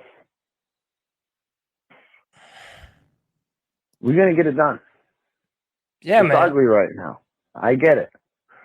It was a rough loss. But, I mean, you can't knock them. They played us hard. This is a team that fucking did their fucking due diligence. They watched the film. They knew what the fuck to do. They did. It's easy to hate on them. But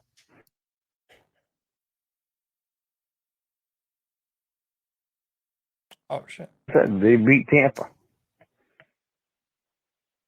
It ain't gonna be easy from here on out, but we can do it.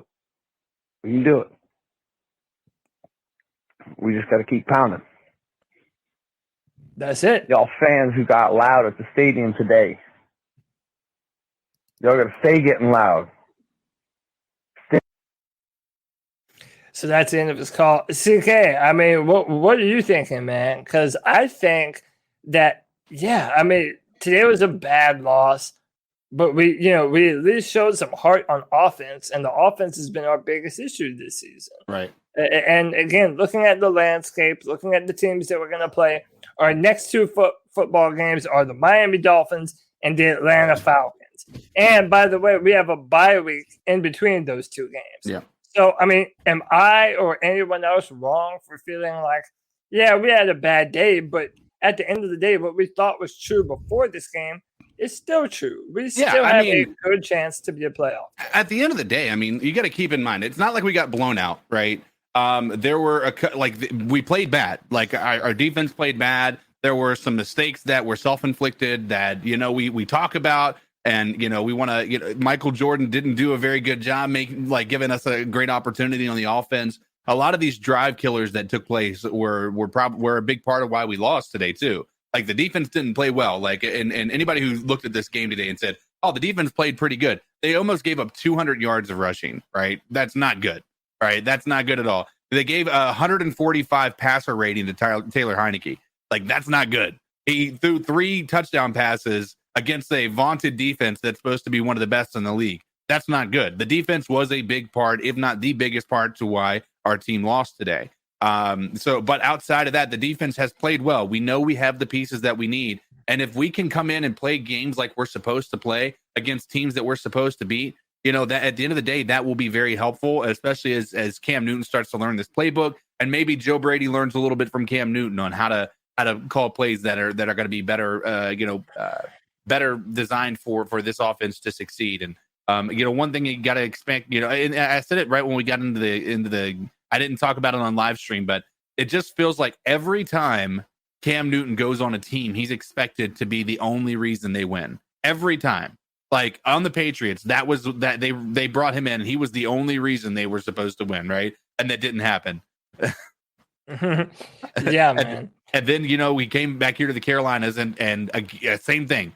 He comes into a game, comes into a team that should have been very capable of winning without him being the only reason, and he had to put this team on his back for a good portion of this. Him and CMC did a lot to make this team look like they're better than they were on the offense today, and that's something to be excited about, because it's not like this is happening at the beginning of the season where you have to worry about Cam getting worn out by the end of the year. Cam Newton's fresh. Cam Newton's coming into this with a full head of steam, ready to go. So, I mean, this offense can only get better. And while other offenses may end up taking a step back, I think you're going to see this team start to kind of accelerate. And I'm hoping that happens next week. Yeah. And I just want to say one last thing. I just want to read Cam Newton's stat line: 21 of 27 for a 77.7 passing, 3 total touchdowns, 0 turnovers, 235 yards of offense, 0 part of the problem. That's what should be the real stat. Is 0 part of the problem. 120.5 passer rating, 64.8 QBR, and only sacked 1 time. Yeah, it was fine today. And that sack came at the very end, by the way. I think that was at the last play of the game. Yeah, and that was again on the offensive line. Like, he didn't have any time. But still, it was the last play of the game. It wasn't like he was getting harassed all day. I mean, look, he was good. He was better. I'm telling you, far better than I expected he would be. Is people have tried to, you thought about this, is that the big fear was remember he was worried about getting his foot fused when he had that little bone that's broken at the bottom of your foot. It's like these little in-between bones. So what they do is they fuse that whole part of your foot, and you're like, oh, that takes away the explosiveness of an athlete.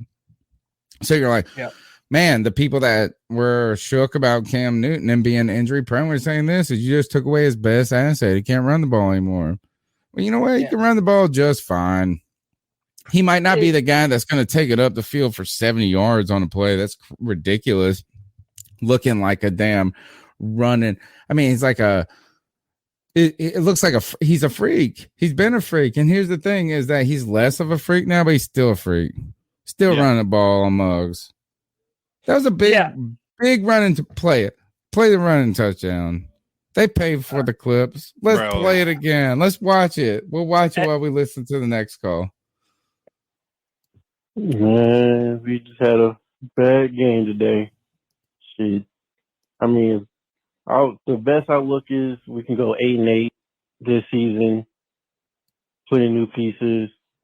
But right now, this game, defense could have done a whole lot better. Corner-wise, safety-wise, linebacker-wise, they could have done a whole lot better. Play calling-wise, man, Ron Rivera, he was on it. He knew what he was wanting to do from the jump. He always been a great coach. So, is that the end of the call? Oh. Tony, we can't hear you when your microphone is muted. We can't hear the cat calls. If we lose to the Dolphins, I'll smack somebody.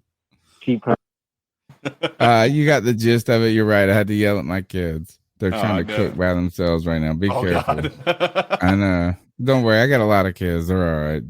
They'll survive. One of them will figure it out. That's exactly right, man. At some point, that's just what they're like. You got to learn to live, folks. And that's what I try to tell y'all about the criticisms. Like when you say, oh, well, we don't have a good offensive line. Oh, we don't. You're like, so when we give Joe Brady a pass because he doesn't have the right tools, or we give this guy a pass because he doesn't have an offensive line. Turns out you just have to learn how to live with the circumstances you got, bro.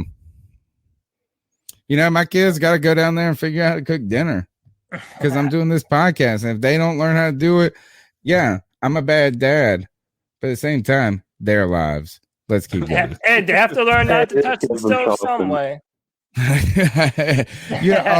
Here's a good example of this because we live in such a great, beautiful world where nobody has any consequences.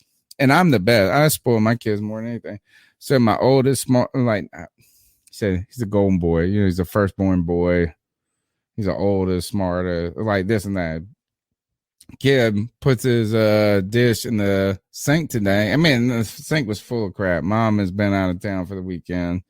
So we're just trying to survive this joint. We're just trying to survive it. But man just puts his little weak ass dish right on in the dishes, and they had just unloaded the dishwasher. So they knew the dishwasher was empty. Then we ate. So they unloaded the dishwasher. I was making breakfast. We ate, and he goes puts his plate, dirty ass plate in the sink. And then I yelled up, and I was like, yo, whose plate all jacked up in the sink right here? He's like, oh, sorry, I forgot. And I said, you know what? Usually I say this. Oh, man, remember to put your, put your plate in the dishwasher. I said, you know what? Screw this. I made his ass come down and wash all the, I was like, put all the dishes then in the dishwasher, homie. Not just yours. Do what I was about to do. Plus, there was also a whole generation of kids that grew up without their parents being in the house. Those latchkey kids. Yeah, people had to figure it out. They'll be fine. They're fine. They're going to learn. If you hear a smoke alarm, will the Panthers learn? Will the Panthers learn today? And will the Panthers' parents learn from not holding their kids accountable enough? Phil Drool. Or what was it? Phil Slow. Rat Mule, and we need a good one for Joe Brady. Joe Frady, Joe Lady. I think Joe Brady sums up his fear to throw the ball down the field. Oh, like Frady, like F-A. Oh, Joe I like Frady. It. All right, now I'm totally into it now. Yeah, Joe 252-228-5098. Hey, this is Kevin from Charleston. I got to ask a question. I mean, Should we really regret taking Derek Brown? Because, I mean, good God, that run defense is awful. I mean, has it really improved since we drafted him? Good call. I mean, yeah, we did great against bad teams, but come on, man. Shit. Peace. Yeah, so real quick, Tony, Karen Choi puts forward Joe Flakey. Not bad. Yeah, kind of a good one. I like that too. And then, yeah, we need to have this conversation about Derek Brown. Like I said, man, I don't care if people want to come at me. I stand by my original evaluations of the players when I do make them. I liked Derek Brown. I thought he would be a good football player. But I remember saying this to you guys then. If I'm picking in the top 10, I'm not picking a run-stuffing D tackle. Right. Not in the top 10. You draft game changers in the top 10. Now, if we're talking about a guy like Vita Vea that's getting sacks and pressures all the time, then that's one thing. But we drafted Derek Brown to be that monster in the middle. And, yeah, sometimes he'll blow up a play, but then other times he just gets completely washed. There were times today I saw a backup center and left guard, or right guard rather, just bulldoze Derek Brown out of the play. And it's like, I don't know what we're doing here, man. I think that, when it comes to Derek Brown and Brian Burns, there is reasonable criticisms to be had about these guys' play style now, man. I think, Derek Brown is incredibly powerful, but kind of lacks that quick twitch ball get off and some secondary moves to get off of blocks. And then Brian Burns, he really kind of lacks in physical play strength on the edge. So I've been very, especially of late, I've been very underwhelmed by our first round pick, Derek Brown. And I think it's a reasonable criticism. I think you're way too. All right. First is I've fallen in this trap before. I've fallen into this trap of being like, oh, it's easy to talk junk about this defensive tackle that was drafted in the first round that doesn't get a lot of sacks. I did this with Star Lotulelei. I was a giant KK Short fan, beside just eating right beside this man. And I still think KK Short was a great player, so I ain't got no problems. I ain't shaming myself there. But I know it's easy. I feel like it's easy to fall into the Derek Brown not help, like anti-Derek Brown camp. Right. And Star Lotulelei changed our defense of the. I feel like this. I don't feel like teams are running up the middle on a ton of us on us. I feel like they're running off offensive tackle. Maybe I'm wrong. Again, you guys told me I didn't watch the game, and actually they're doing a mix of both. To be honest, like we're getting run over, we're getting steamrolled in the run game. I don't know if I dislike Derek Brown, like because he's the mean man I want on my team. I don't even know if I don't like the idea of drafting those types of players within the top 10. I do understand what you're saying, Cody, about when we're drafting and what we're trying to do for our team going forward.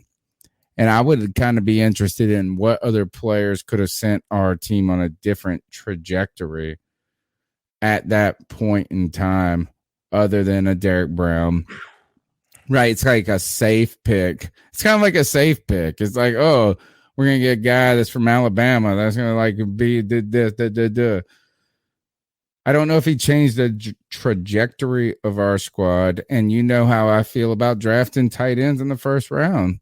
Like, you can tell me he's like going to be the best tight end in the history of the world. And I don't give a shit. Yeah, I mean, I hear you. And it's like when you're picking in the top 10, I don't mind picking a defensive tackle, but it better be Aaron Donald or it better be someone that can. Or you got to think about where your team's at that point. Right. If you don't have a quarterback, if you don't have a this and that, it's not like you just were missing a defensive tackle. Yeah, and that's what Matt Tuco says. He's a Washington football fan. He says drafting D-line won't make you better unless you have a quarterback. We drafted 4 and 5 years, but got the quarterback wrong, and now it doesn't matter. So that's a fantastic point, man. You have to look at what you need and what's on the board. Then Algernon Ramiser earlier in the chat asked me who else was available. I still probably would have preferred Isaiah Simmons at that pick, especially knowing how shallow we are at the linebacker position. But also, how about Tristan Wirfs, who is a badass football player on the offensive line for the Tampa Bay Buccaneers. So, was that not the quarterback, the draft that you liked? That wasn't the Oregon draft? Yeah, Justin Herbert went right before us. He went number 6, and then we picked 7. Oh, okay. So he wasn't available, but if we really wanted him. Yeah, I mean, if we really wanted him, we probably could have. And see, at that point in time, if we really were in love with Justin Herbert, we probably could have traded up with the Lions or the Giants, picking at 3 and 4 in that draft to go and get him. But again, man, we're talking about Mario Herney, and apparently Mario Herney loved Justin Herbert too. But look at this comment. I love this comment. Jay Doe says this: you can sign serviceable defensive tackles. Think about this. Daquan Jones has arguably been one of the best defensive tackle on this team this season.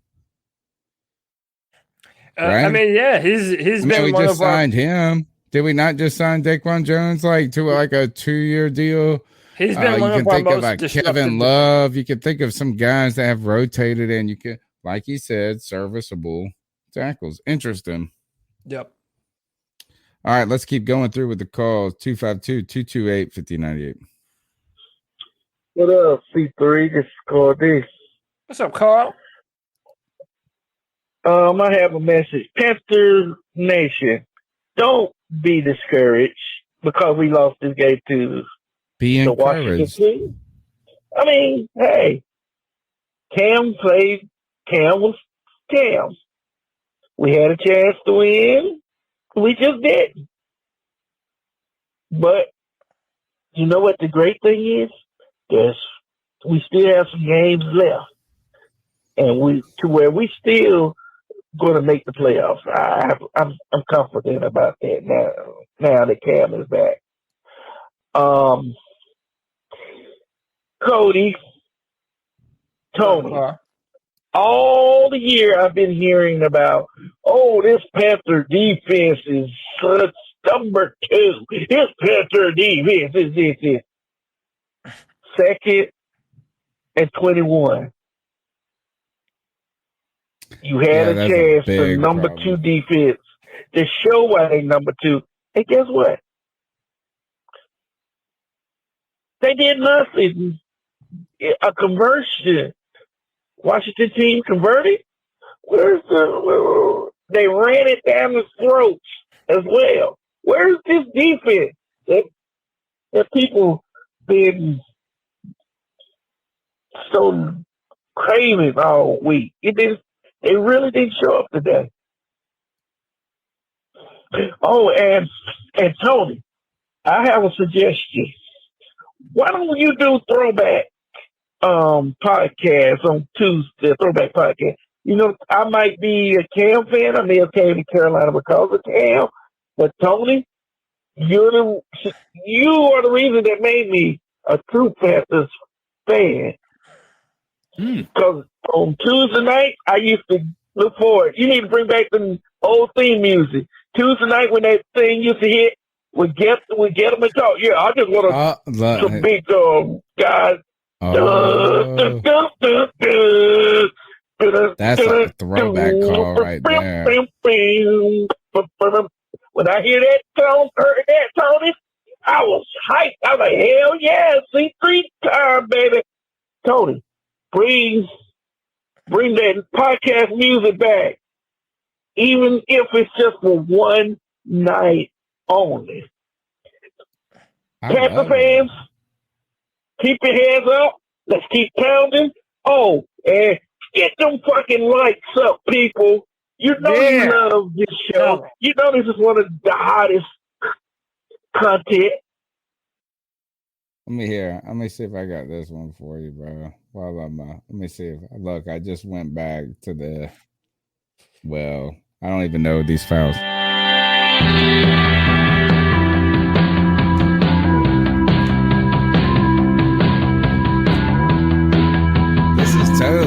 professor, bro. It's like the cure.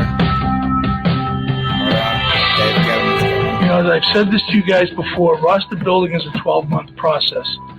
And you can't sit here and rest on your laurels. Oh, you went to the Super Bowl, so obviously you're going to go back again.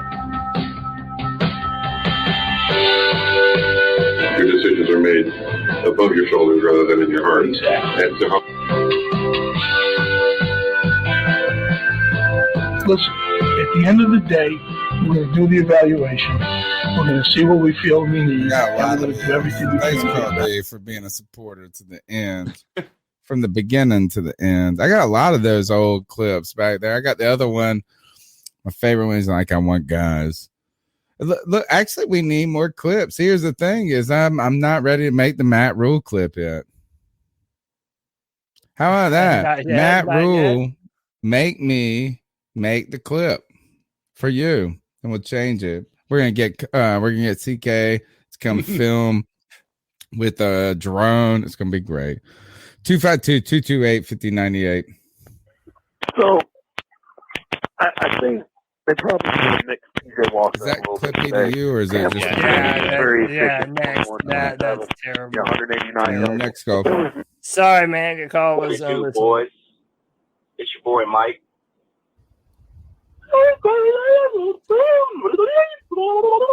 There he is. Perfect timing. Hope you guys are having a fantabulous. Yeah, it's been awesome. Panthers lost. Fantabulous. Sunday evening.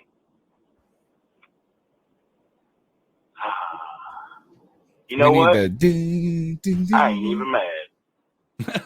I ain't even mad, bro. I got to come here, you know, to the nice city of Charlotte. Oh, he came to the game. Poor fella. I got to see my boy come home. Every time this happens to good people. And at least you got give to them see a it. W. He did his thing. But give them a W. All right. On the low, I picked him up on fantasy, and hopefully he'll get me the win this week. Oh, snap. There you go. 20-something points. It's really helping me out right now. Anyways, yeah, you know what? I ain't even mad. It's all good. You know, I swear, when I was up in them stands, it was like every run play they were running, it was just gashing for like 5 yards. And it's a role reversal. You know, it couldn't depend on the offense. Now, you know, this, at least for this game, you know, we can really depend on the defense. That shit sucked, especially to see the Washington Panthers come in and, you know, just take that win from us. Well, I tell you this is thanks, Mike, man. I'm sorry that you had to travel here. And again, the team needs to give W's if they want the fans to show up, if they want people to get hype. You actually can do two things, Carolina. If you want our pine gas to thrive, you could suck. Because when the Panthers suck, people get on the internet and talk about it. When they're great, they go to the stadium and cheer. Like, it's kind of the thing. Is that good teams bring people to the stadium, bad teams bring people to the internet. And look, the Carolina Panthers have to go out there and win. They excited us with storylines. They drew it up. It could have been magical. It was magical from the beginning.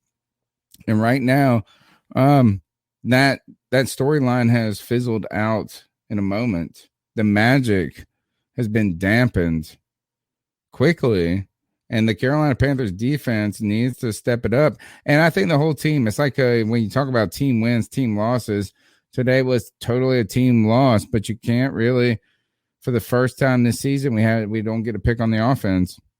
We don't pick on I actually would say this, the offensive line was even awful. Worst day of the game, worst play of the game was the bad snap on that.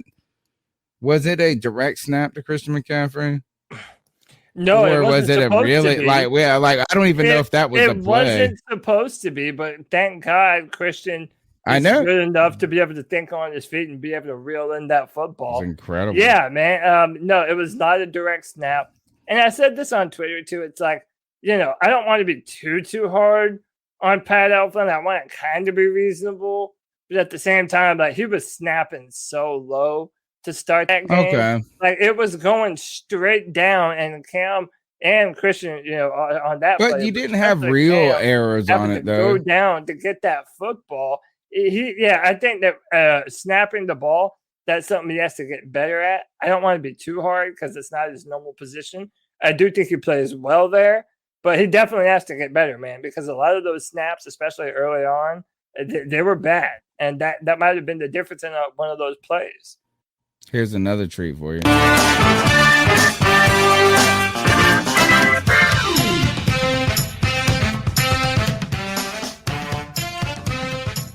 It's the C3 Panthers podcast, brought to you by CarolinaCatChronicles.com. I'm your host, Tony Dunn. On the internet, baby. Oh, this is the old school. You want to throw it back. I love it. Like that's so jazzy, though. It is. It's fun. It's a fun start. 252. Hey, what's going on, fellas? Man, I'm my name's Keefa, all the way up here in Portland, Oregon. Oh, my man. What's up? And lifetime Carolina Panther fan because I'm originally from Salisbury, North Carolina, but I'm here in Oregon. But I wanted to say that I think the team looked real good. I think Cam looked real good today. I don't see any problem with the players themselves. I mean, the coaching is terrible. I don't know what Matt Rule's doing. Joe Brady, he is what he is. But, I think they're college coaches. And when you're dealing with college coaches opposed to NFL prep coaches, man, that's what you're going to get. You know what I'm saying? So It is what it is, man. You can holler back at me at, it's just crazy. But I think the team did real good today. I think Washington showed up to play. Ron Rivera, of course, excellent coach, in my opinion, of course. And he was prepared. He was really prepared for the day, but I think Cam was prepared too. I think C-Mac was prepared. I agree with Cody when you say that if you're going to pay Robbie Anderson all that money, he needs to be a more integral part of the offense and so on like that. And just overall, I think the Panthers have an opportunity to really make a run. And it's possible as long as we can get the right combinations out there, especially on the defense, and see what happens. All right. Thank you for the call. Cody he brought a lot of great points there. I wanted to circle back to one. You mentioned it earlier. I've been holding on to this with Robbie Anderson, DJ Moore. We saw another caller called in talking about kind of they went to DJ early and then let off the gas there. Yeah. I think this is a personality thing. And while you're saying feed the ball to Robbie more, I want to see that. I was really impressed with what Robbie did last year as becoming a possessive receiver. But you're saying like this, when he came here, I thought he was going to be a 3-catch for 100 or for 98 yards guy. You know what I'm saying? Not a possession receiver. I think he was going to be a 7-catch guy in the game. And last year he was a 7-catch guy. This year he's kind of toned back, and now it's been schematic. It's like now I just still want him to be the 3 catches for 68 yards and a touchdown. That would be amazing. But I think I think they have been feeding the ball to him. And I think that DJ Moore, in fact, I wrote this down earlier for Debate My Take. Here's the take. Remember this for Wednesday. Is DJ diva enough to be a number one?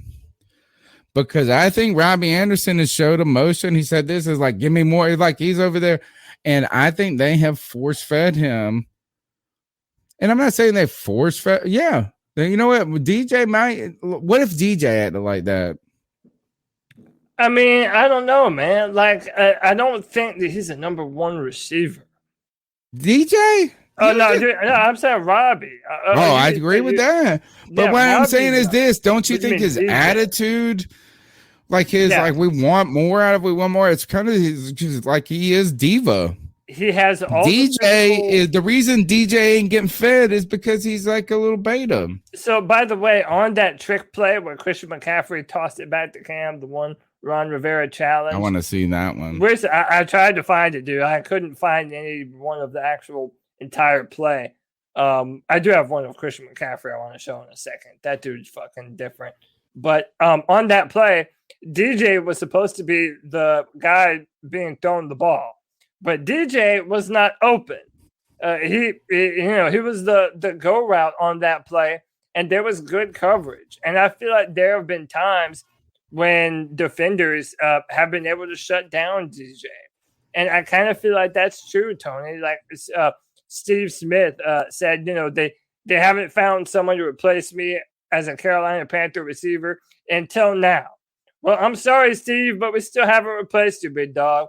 He doesn't have that mentality, man. I wish that he played with even half the anger and the gusto and the ready to put you in the dirt attitude tough. that tough. Steve Smith has, but he doesn't do it. And I think that you're right, Tony. He doesn't have that alpha dog mentality that you need to have from a number one wide receiver.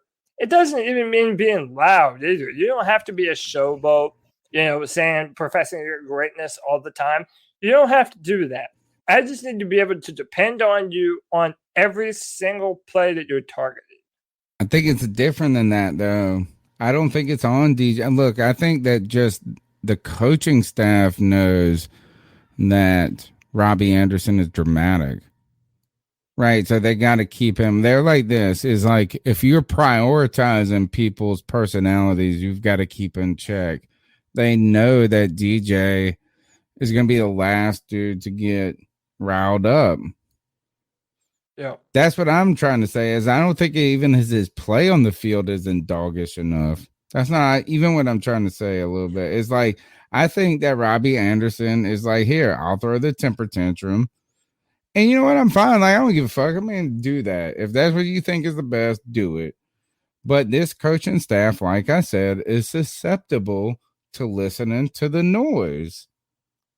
They listen to the crowd on that call. Oh, yeah. We have seen this. Do you remember when they came back out and Matt Rule said, oh, we're just going to run the ball for 7,000 times. Why? Why did he say that? Because the crowd have been saying you weren't doing enough. Think about this. Do you remember after week 1, we played Christian McCaffrey, and he had 37 touches or something like that? And the noise immediately after that game was win, but are we giving McCaffrey too many touches? And then the next week, they just went hyperbole to Chuba Hubbard. I'm telling you, man, these guys listen to the noise. They're reacting to it. And that's why I actually think DJ, he would be better off being a dick at this point. What he should be doing is saying this, give me the ball more. And they'd be feeding him. But they know he's the last personality on the list they got to appease. I also feel like in that first drive that we went and scored on that DJ Moore touchdown, they made it a point to get the ball into DJ Moore's hands, and I felt like we were pretty successful doing that. But then again, it goes back to Christian McCaffrey, and I can't even doubt him for doing that because I wanted to play this. Christian McCaffrey really is special, y'all. I might call him overpaid. I might say a lot of things about him. He's amazing, but dude. This play where he was this shit is dope as fuck. Look, he never went down. His football helmet made him down. Did you know that? Like, technically, he is down because his helmet is down. Yeah, that's what I was listening to on that Starsky and Hutch broadcast. Look at my man doing everything in his power to stay alive, keep the play going. Dude, I know it's crazy though. Yeah, I mean, it's kind of sick that like when you see an athlete do something like that, and it's kind of ridiculous too when we look at pass, not pass, right? Like the replay, right? When we like the challenge replay. I mean, it is ridiculous. Like we're like, oh, one blade of grass touched their foot, they're out of bounds. You know, that's a special fucking moment right there. That dude just did something that's like insanely, and I'm not saying he should get the benefit of the doubt, but good God. I was at this game where Mike Vick did this to us. And this is why I hate the Atlanta Falcons. I hate Mike Vick. And I actually started a root for Michael Vick after he went to Philadelphia and killed dogs. I know. People are like this. It's like, God, you hated Mike Vick after he killed dogs. I liked him better afterwards because he wasn't in the NFC South. And he killed dogs, right? No, because he terrorized my team for 20 years. He beat the ECU Pirates over and over. I was at the game where he jumped from the 5-yard line and 2 people hit him in the process. And he levitated above the ground this much. This little man jumped so far. Like he did something like it was fucking miraculous. And they showed it all. We all had a perfect replay of it. And it was like you wanted to hate against it. You know what I'm saying? It's like I hate that like sometimes we overturn the game because a great play is undermined by one blade of grass. So, but Christian McCaffrey today, dude. I mean, he showed you he's a super elite, and he wears his helmet tighter than anybody. I know. Did He you got see the that red picture?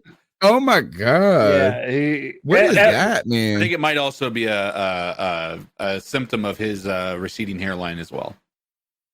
You think his hairline is receding? Yeah, dude. You think? Look It's been running away. It runs faster than he does. Hey, I tell you what, he has enough money that he should never go bald. They got all kinds. Don't worry. They He'll got all get that kinds Drew of Brees hair in a minute. Yeah, he'll get that Drew Brees hair anytime. I was wondering if he wore his helmet that tight to keep like concussions away. Is that like the Luke Kuechly? Remember when Luke Kuechly wore that thing on his neck? And that was the whole thing was like it's supposed to help prevent like circulation or something like that. They think Well, actually, it's like a cock ring for your neck. Way it's like it makes you get extra blood in your head, so you don't have the jingle jangle in it. But yeah, Luke Kuechly was wearing that. I kind of don't think that works the same for the helmet though. I think Christian McCaffrey's helmet is so tight, bro. Like this dude is like he believes in helmets. Speaking of tight helmets, one of the things I will say, did you notice Cam Newton adjusting his helmet a lot?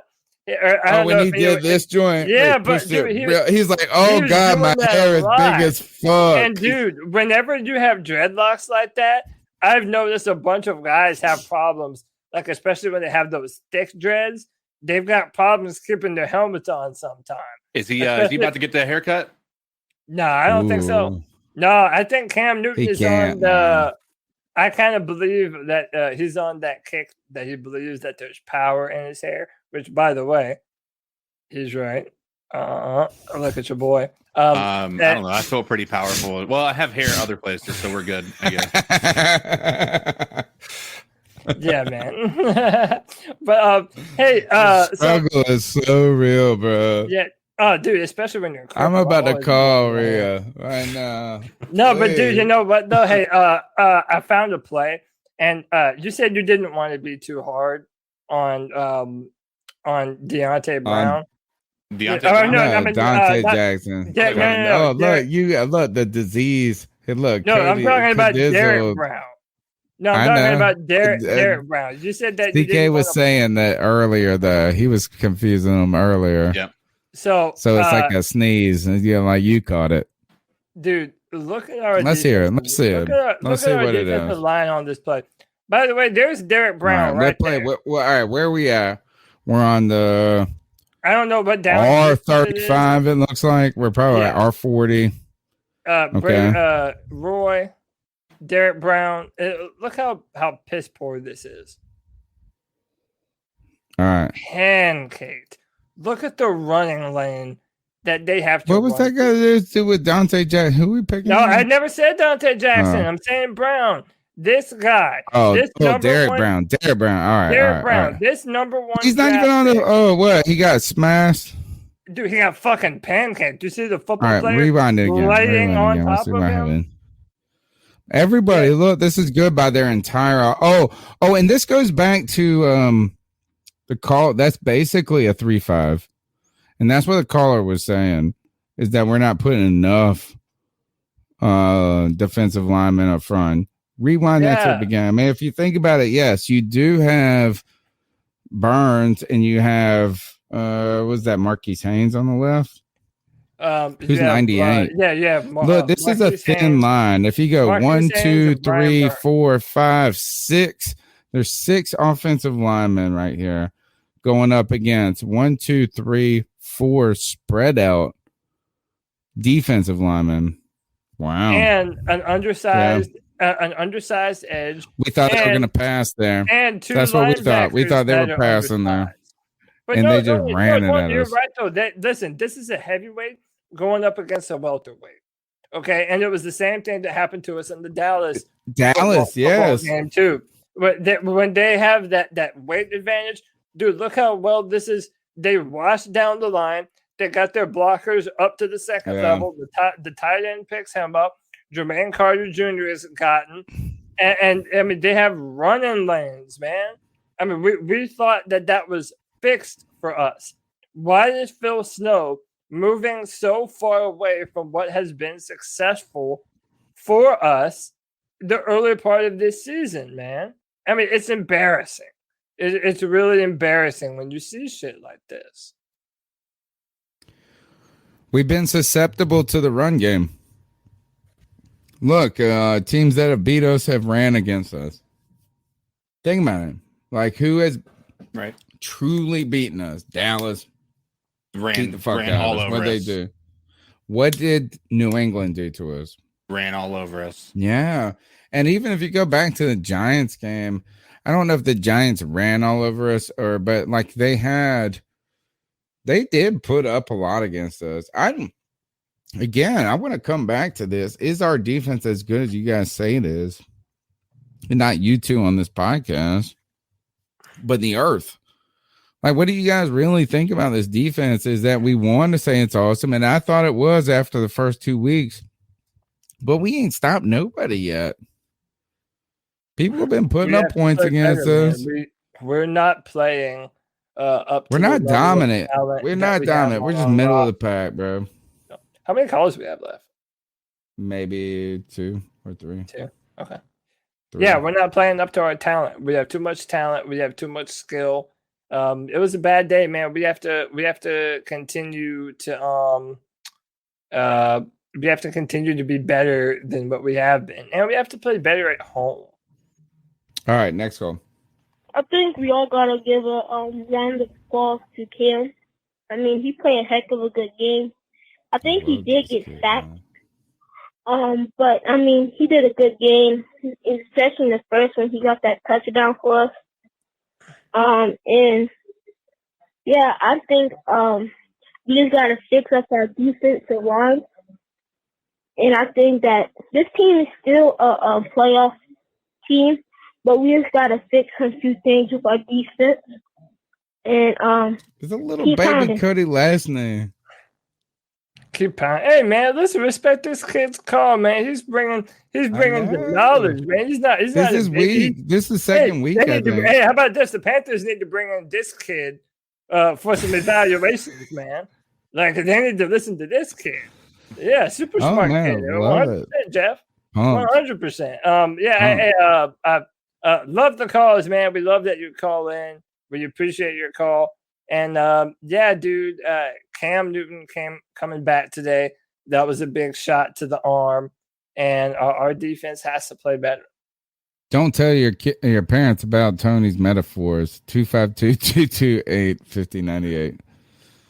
Hey, what's going on, fellas? Man, my name's Kiefer, all the way up here in Portland, Oregon. Oh, we heard you. Dedicated. Yep. All right. Here, I want to play this for you. Here's another old school intro. Joey wanted you to play his. Panther Nation, C3 Podcast, brought to you by CarolinaCatChronicles.com. Man, just out, we guys joking, we working at the same time, putting the work in as a team. My favorite night of the week is we're going to go out there and we're playing to win. We're not out here just to show up. We're out here to win. I don't want guys that want it. Because really, who does it? Nobody wants to win. Everybody wants to win. I want guys that I want players that hate. this embodies everything that we are as a team, as an organization. You know, our motto is keep pounding, and that's what we do. You know what I'm saying? It's Tuesday night, 9 p.m. Tony Dunn here, bro. I've been doing these. I've been on these streets for a minute, folks. I could play you some old intros. They were fun, man. You know what? It's been hard to get. I might be able to make one out of Phil Snow's and scruffy voice.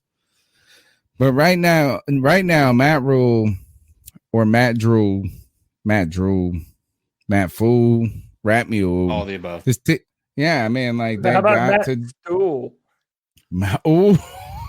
Ooh, love it. Matt Stool. Like doo-doo. Matt doo-doo would be the other one, like my stool. I like that, and you know what? You got to prove us wrong, man. And here, I hate to tell y'all this is that this exactly what would have been happening on this podcast if we were kind of comfortable in our skin enough at that point. Actually, it might have been the year before we started the podcast that Ron Rivera went through a similar struggle. Kind of optimism in year one as a head coach. Second year, just wasn't doing it. And his struggle was with the defense. They were calling for Ron Rivera's head. We were, as Panther fans. But he always plays good in November and December. I would not be surprised if he plays just well enough. Well, he always does that, just well enough in November and December to save his job. But in 2013, we came out slamming under Ron Rivera. You got to wonder, man, today's a big win for their organization. They beat Tampa Bay last week. They come in huge. Here in a revenge game. Man, like, look, this is Ron Rivera MO, bro. Y'all hate Ron Rivera, but he came and Ron Rivera us today. And congratulations to him and the Washington football team, CK. Yeah. I mean, that's like, think about what this does for their season. I mean, it's a shot in the arm. I mean, last week was, a huge momentum shift, right? And to win 2 in a row against 2 of the better, what many would say is the better defenses in the league, and to have Taylor Heineke play the way he has.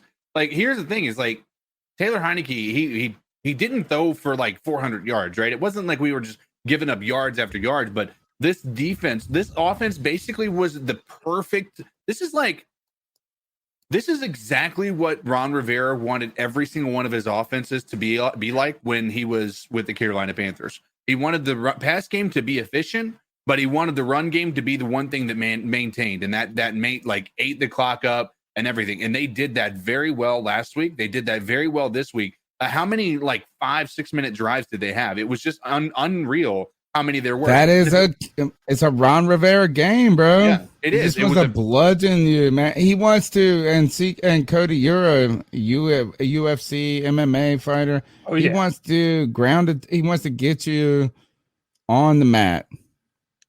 He's gonna out wrestle you. He's gonna pass into full mount. He's gonna drop some elbows on you. He's gonna rough you up, and he's gonna blow you up, and you're gonna be exhausted afterwards. His halftime speech has to be better than Matt Rule's or Matt Drool's. Oh, it's gotta be. Matt Stool, Matt Fool, Matt Rule. And I mean, I don't want to hate on. I don't want to kill somebody in their own career right now, but I mean, if we're looking at everything, Keith's coming back to this. I mean, what do you do? How do you continue to argue for what are the reasons we should not be focusing criticism on Matt Rule? I'll ask you that right now. What are the reasons that we should be defending a Matt Rule for a third season? There is none. Next question. Wow. There is none. Do you have anything, CK? Is that bad? I mean, honestly, I've been somewhat of a defender of Matt Rule, but I'm right there with you. I'm kind of in the same boat, I mean, yeah, it's like, what do you say? It's not about us tearing down somebody. Is what you say is the strength. That's what I want to know, is what do you say is the strength of Matt Rule as a coach so far? Not trying to tear him down. Let's try to build this man up. Right. And I bet you that all of a sudden we're trying to have this strength conversation is tough to have it. And that's the sad part about it. Let's go with the last call tonight, and we got some housekeeping duties to do. Hey guys, it's Joey. It's Joey. And Joey. I was trying to Perfect. say I was Final actually call. at this game. I had a real good time because I got to sit up in the nosebleeds today with all the diehards, and yeah, that was fun. And well, at least you but couldn't see that was, it. I mean, it was actually a good game. It really was. I mean, Joe Brady. Oh my God, Joe Brady fucking sucks, dude. Fire Joe Brady chants were definitely going around. Joe And Brady? I What said did he fire do? Joe Brady, and the lady next to me was like, very little. Yeah, I so agree with you there. He did plenty. And the third quarter reared its ugly head again. It did. It did. And of course the Zebras, they didn't help much, but nope. Do they ever help? So there's that. Then there's underestimation. I think Cam played good. Cam is definitely better than Sam Darnold. But one of the issues I have with the coaching staff is that if something works, they won't do it again. Yeah. Like what worked in Arizona, they did not do. What worked in Atlanta, they did not do against the Patriots. What worked for the first 3 games, I don't know if it was just they had tape or he strayed away from doing that, or maybe a combination of both. But, and this applies to all our coaching staff too. This applies to Matt Rule, Joe Brady, and Phil Snow. And I mean, we've been handling Phil Snow with kid gloves for a while, rightfully so. But I mean, I don't think his play calling was the reason we lost. No, not at all. Our defense was sort of leaky today, but they did make a lot of huge plays. They did get a couple of sacks. They did hold on third down a few times. Not enough of the right. They didn't. And the fans. Everything the is fans were great. situational, That's probably bro. 'cause I was up in the nosebleeds with real fans. Anyway, guys. Wow. I like how he act like this is the first time he sat in the nosebleeds. Good God. Welcome to my life. When it comes to the team, man, the defense, they just like some situational things that were problematic. And football is situational. So, yeah, you can have some turnovers that really create some good situations, but it's situational. Yeah, and it goes back to what you were saying about. Too. It goes back to what you were saying about Matt Rule. We're trying to find reasons to build him up. Trying to find reasons to say, hey, what has he done for us? And I think that's a really good criticism of our coaches. Whenever we do something successful, we move away from it. So early in the season, our defense wasn't letting anyone run the ball, and now seemingly everyone can run the football. How about this? Maybe people weren't trying enough. But if you want to go on a smaller microcosm, look at that first drive where on offense, we were, or I don't know if it was the first drive, but we were able to put the ball in the end zone with Cam Newton to DJ Moore. And we had a really good connection going there with DJ Moore. It was scripted, though. And then we moved away from it. Yeah, but still, if you're able to script it, then we did move away from DJ. Later. We moved away. We've actually moved away from DJ for like 7 games. Yeah, and we have to get better, man. None of our coaches are putting us in a position to play complementary football. Either one steps up and our defense shows up and our offense is non-existent, or you have a game like today where, in Cam Newton's first game as a starter, he has to once again don that Superman cape and and have to do everything and put the team on his back, and the defense disappears. We can't have it. We have to start playing complementary football. All right, you guys know we got the final segment of the show coming up where we give the dab on them pick as well as a talent shame pick. Actually, both Cam Newton inspirations, right? So Cam would dab on you, and then back in his rookie and sophomore year, he would wear the towel on his head, and people be all mad about him. We got that. And as I play this last call, I got a challenge to CK and to Cody. And Okay. I want you to tell me the most positive thing about this team, or one positive, one negative about this team going forward. And then we'll do our dab on picks. Final call tonight. What's going on, y'all? It's the J to the J to the E to the double T. I got time podcast calling in for the first time. Wow, I just want to let y'all know something. I love y'all show. I listen in every single week, but my problem actually comes with Matt Rule. So glad it wasn't me. He needs to go. He needs to go. He's not doing it for us. We got Cam back in the building. We're calling horrible plays. 4th and 3, we're not throwing the ball to anyone outside of Christian. We have a problem here. We need 5 games to get into the playoffs, and we're not making it. Hey, yo, Cody, I need you to tell me, man, what's the plan? What's the move? What do we got to do to make it to the playoffs? I'll be listening in. My man, what a call. What we got to do. Man, so look, first of all, we have to start getting the bigger bodies up front on our D line, man. We have to stop letting teams put 2 tight ends in there and just run the football all over us. Our interior has to play better on both sides of the football. Something that we didn't mention today, Tony Dunn, is that for as complimentary as we've been lately of Michael Jordan, today he got dog walked back into Cam Newton's lap on numerous occasions. Dude, don't fight me on this, please. I will. I'm going to fight this one on you because I'm going to point down on the other side. But then you didn't see the film. With John Miller. Every time John Miller plays on this line, we suck. Dude, no, it wasn't. It was fucking Michael Jordan. That was the play where Cam Newton hit his hand on his helmet.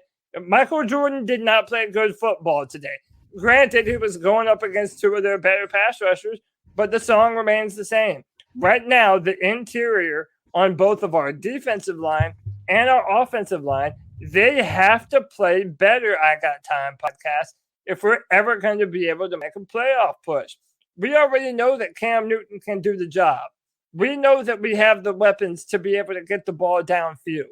Our coaches have to put us in positions to win football games with better play calling, better alignments on offense and defense, and we have to have some consistency, man.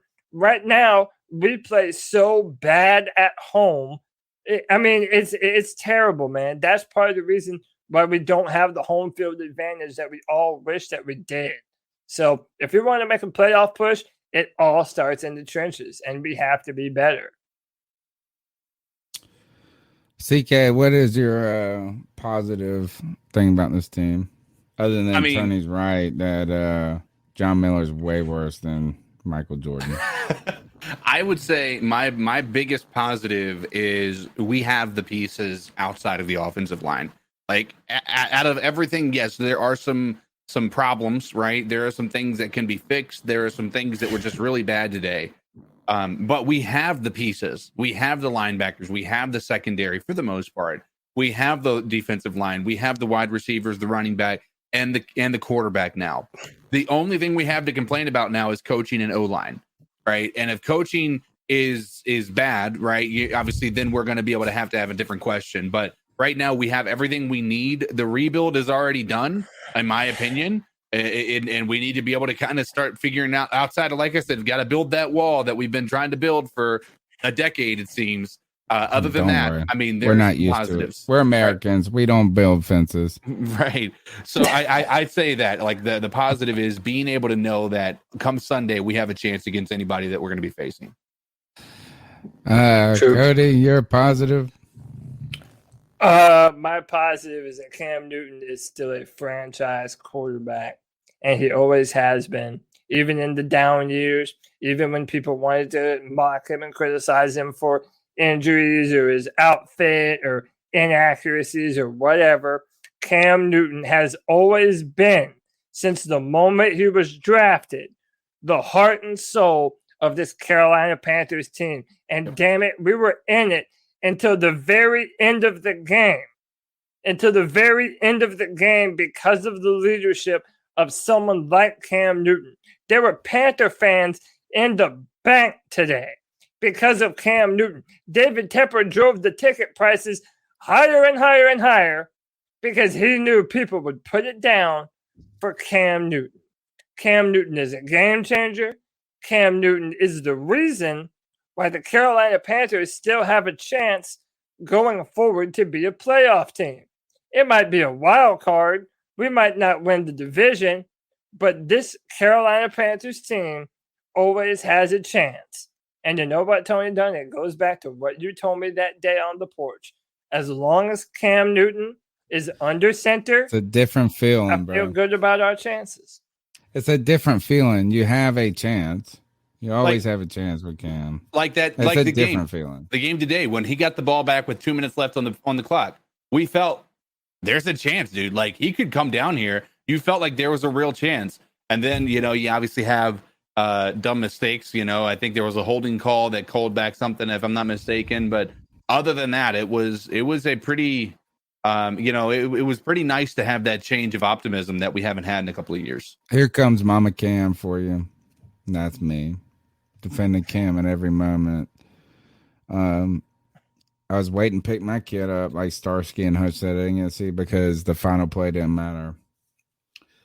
But when it was 4 minutes left or 3 minutes left and we were down at that point, we gave it like we had a chance to march the field. I was like, oh, no pressure.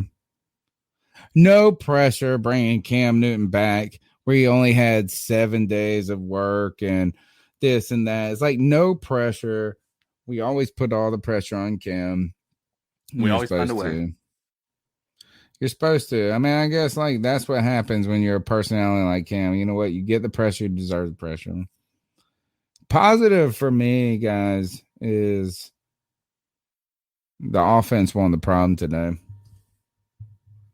Finally is that as we try to find reasons why we lost and this and that, is that we put up 21 points this week. We put up 34 last week.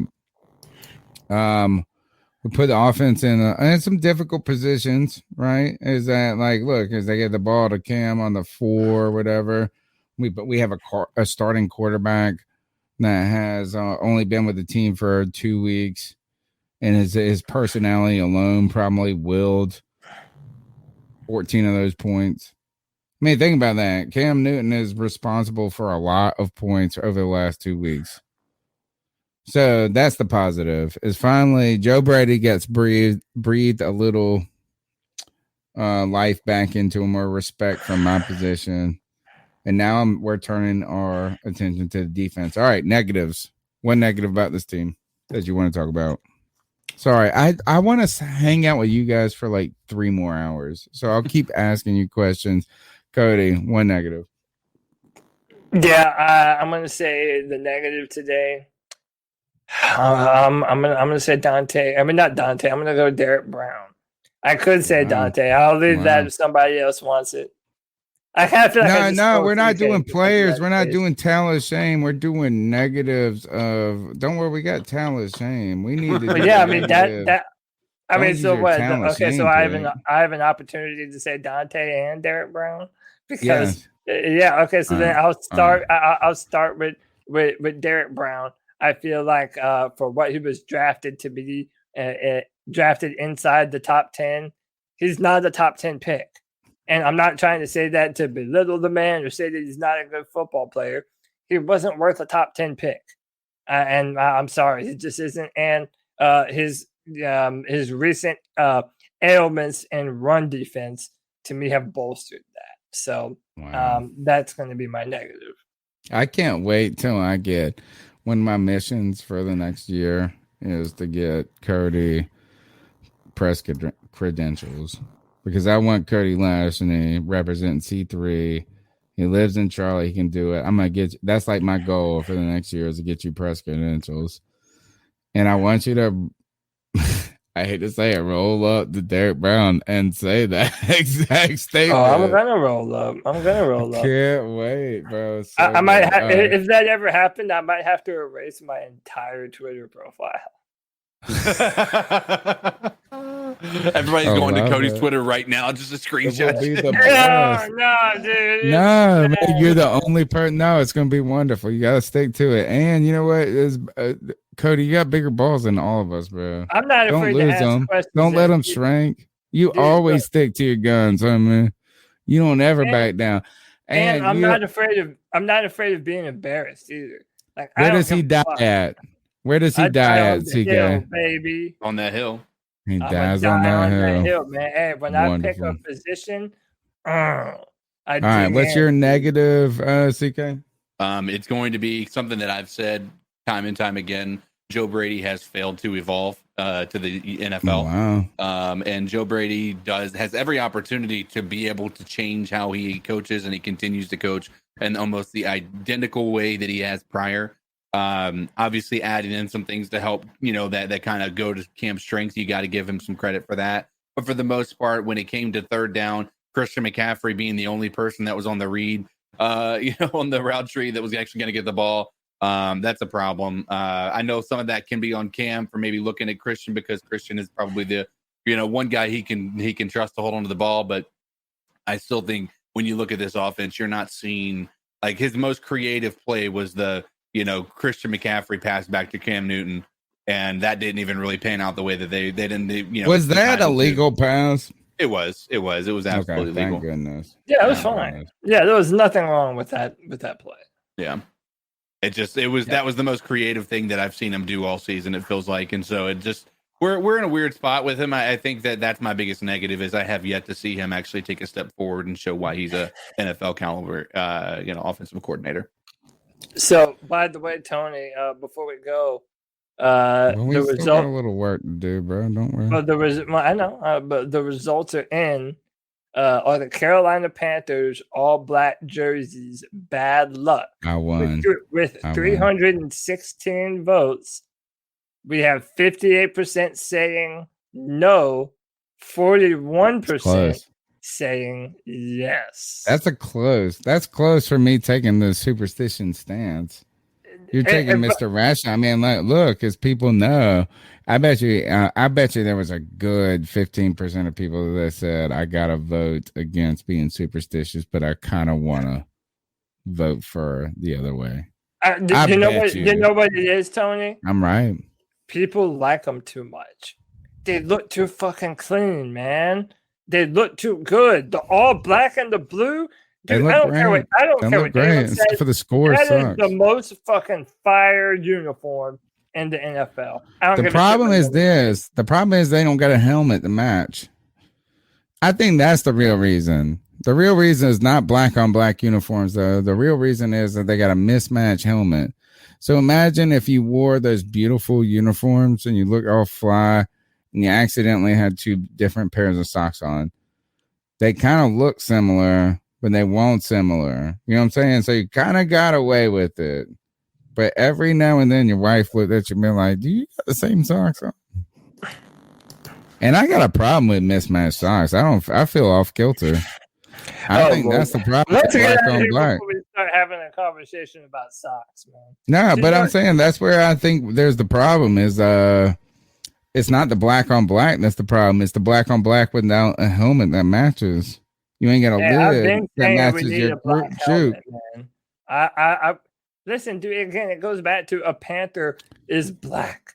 Why should we not have the all Well, black? it's not our fault. It's an arcane rule by the NFL. You can only have one helmet. So we have to wear the silver helmet. It's a terrible rule by the NFL. I'm pretty sure they used to have it when they were trying to make the concussion protocol. Yeah, you're not allowed to have two different kinds of helmets. Right. Like, what the fuck does it matter what color it is? It's like, man, I'll paint that shit. Look, my kids at their school, there's a big giant granite rock in front of the school, and you can pay like $50 to have it painted for your kid's birthday or whatever it is. It's still the same fucking rock. You know what I'm saying? Like, if we get 3 Riddell helmets and they're just different colors, who gives a fuck what color they are?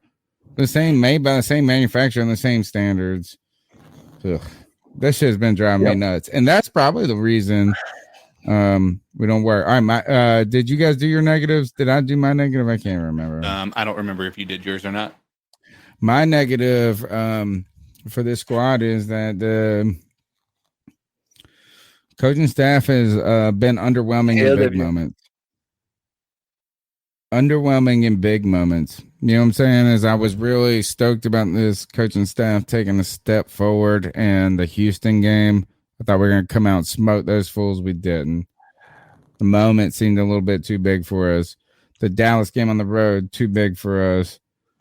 In this game, I felt like it was a must, not a must win for Cam, but not even must win for the Panthers. But I thought it would have been a great win for Matt Rule and David Tepper, and they just haven't gotten over the hump there, man. So that's my negative. Big moments not showing up. All right. Now we got to go to dab on them.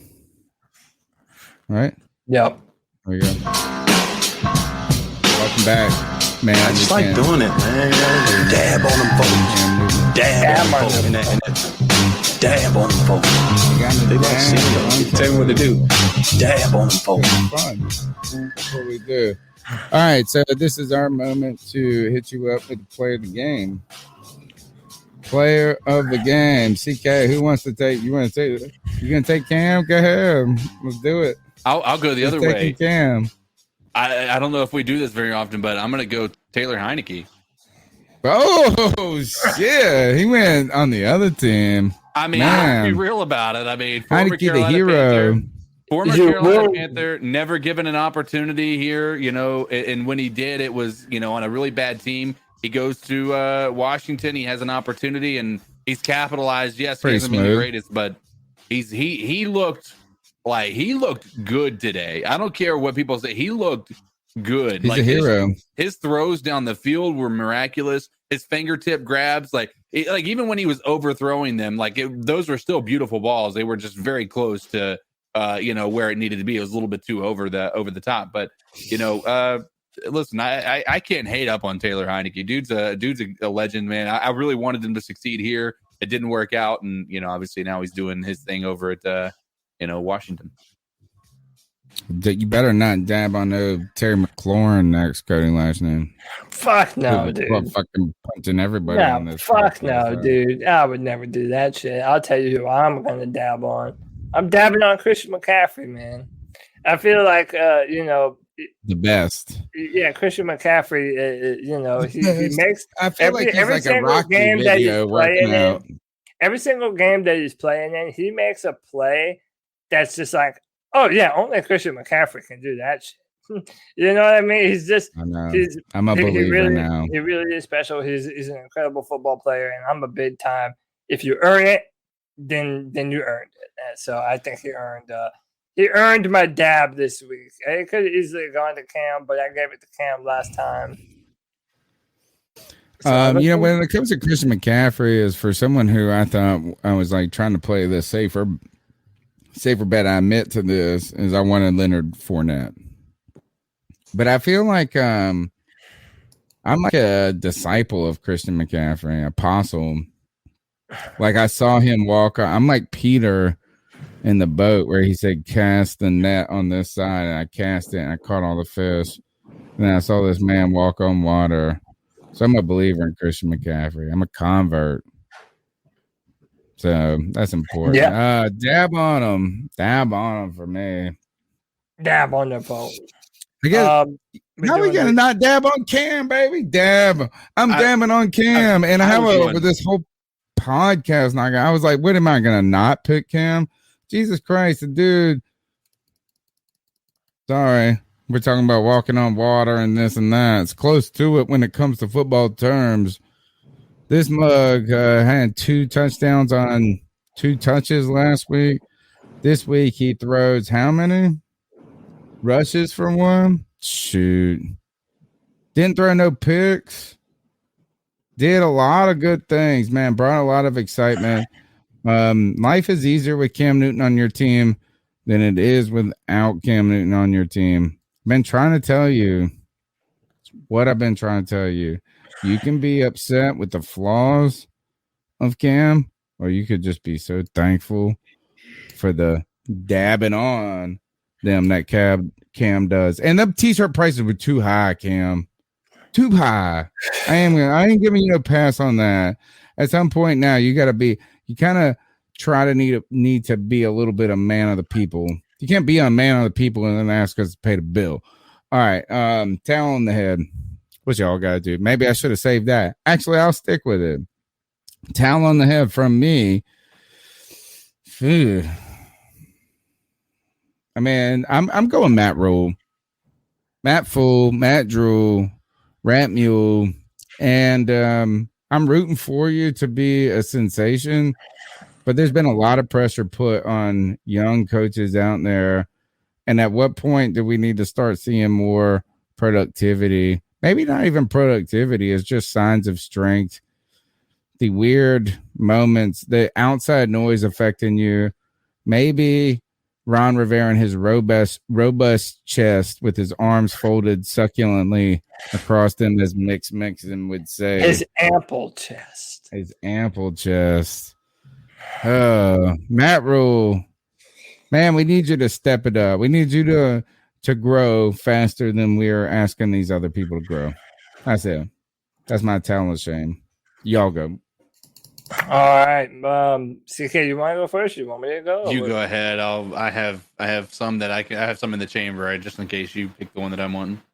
Yeah. So my towel of shame, it has to go to Dante Jackson. I think games like this are, especially after we've been doing nothing but heaping praise on Dante Jackson for his level of play and the things that he's been able to do, And again, here we go. Matt Rule in his most recent press conference was glowing about how good Dante Jackson was. And here we are again, dude, with another no scenario. Contract for you, bitch. Yeah, damn it, dude. Poor Dante went out there like this. No contract for me. It's like the fucking kiss so of funny. death, bro. Whenever It's so Matt funny. Rule gives you a bunch of praise, yeah, it's not a good thing. But I think we've been defending him a lot this year. We think that he's played his best football this year, and I still think that's true. But I think plays like today is where you see his deficiencies. Once it goes bad, it goes real bad, and he doesn't really recover very well from it. So, yeah, I'm gonna need Dante Jackson to put that towel on his head. CK, I'm asking Matt Rule to give this podcast a thumbs down. There you go. Yeah. I mean, because if he gives it a thumbs up, they're trying to cancel us off of YouTube. All you guys got to do is give us a thumbs up, and that helps us a lot. Subscribe. CK, what's your talent of shame pick this week? You got them loaded up, chambered up. I like that. Yeah. My man said I got them chambered. Tut, tut, tut, tut. All right. This is going to be an odd one, and you guys are going to have to follow me. My talent of shame is going to go to Cam Newton. Not for anything he did, but because his day that was supposed to be his coming home moment was ruined and marred by things that were out of his control.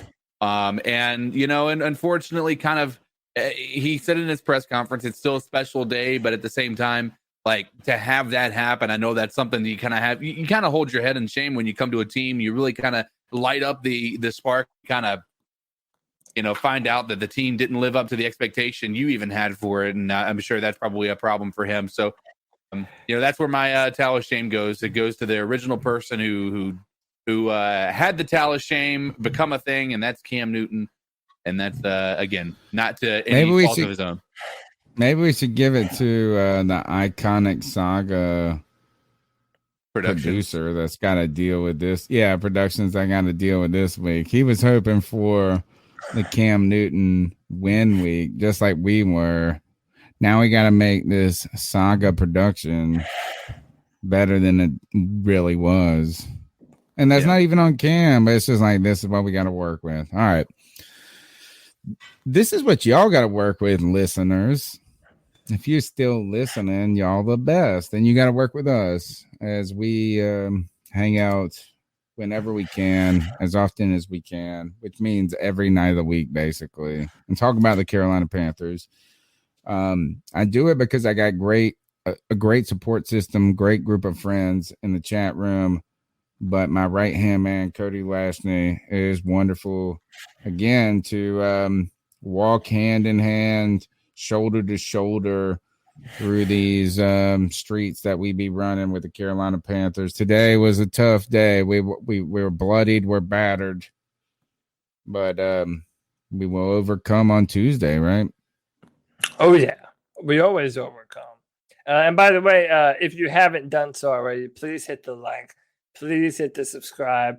We're continuing to grow the channel. Good. And yeah, hey man, look, we're at the very end of the show. We've done a 3 hour and 30-minute podcast. Still got 100 viewers.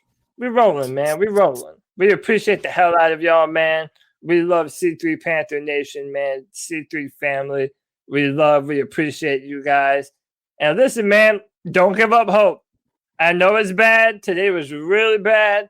Don't give up hope, man. It's too early. There's still too much football left to be played. We've got a bye week coming up, and we're playing two teams that we wouldn't necessarily say are the best in the Dolphins and the Falcons. Look, there is a road to the NFC playoffs. We just have to play better football. And let's see how these coaches and how these players respond to this adversity. And I have a feeling that now with Cam Newton back as our supreme leader, I think we're going to be all right. Oh, like a nice roundabout. CK, how can they catch up with you before Tuesday? Because on Tuesday, we circle back here for the longest running Panthers podcast, 9 p.m. Tuesday night. We got a lot of work in between. But how can they catch up with you individually? Because you always got the bestest voice in the intranets. Yeah. I mean, if you are interested in watching somebody stream a little bit, you can find me on Facebook or any of the streaming platforms. Codizzle Allen. If just want to be up on Twitter, Codizzle Allen. Pretty much anywhere, Codizzle Allen. Come show me some love. Ask me any questions, any suggestions. Apologies, guys. I've been super busy for the past couple of weeks. I haven't gotten those Madden simulations out, but I'll definitely make sure we get it out this week. That won't be an issue, especially since the holidays around the corner. And for those who aren't going to be with us Tuesday, happy Thanksgiving. Happy Turkey Day. Cody, real quick, just think about this. Is DJ Diva enough to be a number one? That's our first debate topic for Wednesday, and we'll churn them out. We'll probably do it Wednesday still, unless it's opposing to you. But we do debate my take on Wednesday night. We do the C3 beat check. They can follow your work on Twitter. Where? You can find me at Cody Lax. You see it right there on the screen. I'm very good at responding to people. I'm very interactive on Twitter. You can find me. Also, you can find all my written work. I've talked a little bit about the work that I've done through the draft, but Draft Network. You can find all my content there. I write first and second round comments for the Carolina Panthers. So please check that out at drafttech.com if you have not already. And also, look, every Friday at 7 p.m., we do the Friday free-for-all. And that is your show to come on and tell me what you think about the Carolina Panthers. There's no phone line. You can actually come on the podcast, be on screen, and tell us what you think about the Carolina Panthers, man. And we do it every Friday at 7 p.m. The Friday free-for-all. Join the cult of free-for-all. You know you want to. And that's it for me, Tom. It is a cult. It gets a great amount of views because it's like the same 1,600 people getting together. It's wild how many people get together and just talk about the Carolina Panthers. They want their voice heard. We want to hear your voice on the C3 Panthers podcast. The number is 252-228-5098. My name's Tony Dunn. Be sure to subscribe to the C3 Panthers podcast. Smash the thumbs up button. Follow me on Twitter at @cat_chronicles. It is free to build Panther Nation together. We're going to have to lock arms because we cannot let this storyline fall on its own. Cody Lashney, I'm going to be reacting. I bet you this. I'm going to have a couple of beers one night this week. I'm going to be feeling feisty. And I'll be like, oh, I haven't recorded shit for the internet in the last 8 minutes. So I'm going to watch these press conferences too, probably, and have some things to say about it. They got to hang out with us. I'll see you on Tuesday. Can you get us out of here, homie? Tuesday night, C3 Panther family. We will see you then. Until then, keep pounding. Let's go.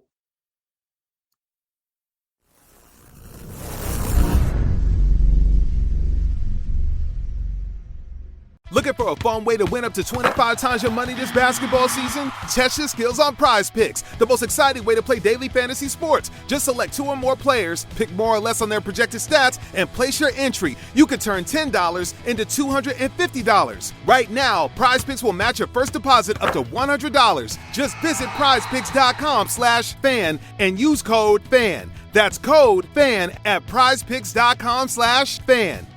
Must be present in certain states. Visit prizepicks.com for restrictions and details.